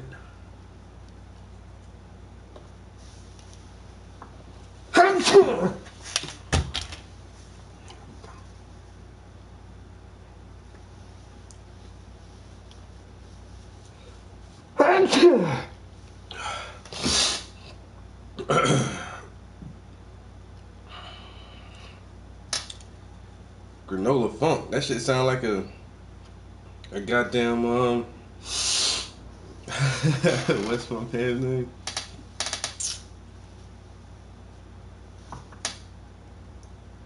I can't even think of his name now. Oh, Rick James. That shit sound like the title of a Rick James song. Alright, look guys. I swear, it's only gonna take me like a minute to do this. I'm just gonna end the stream. I'm gonna start up Apex Legends and we're gonna watch some video games for a minute. I'll be right back.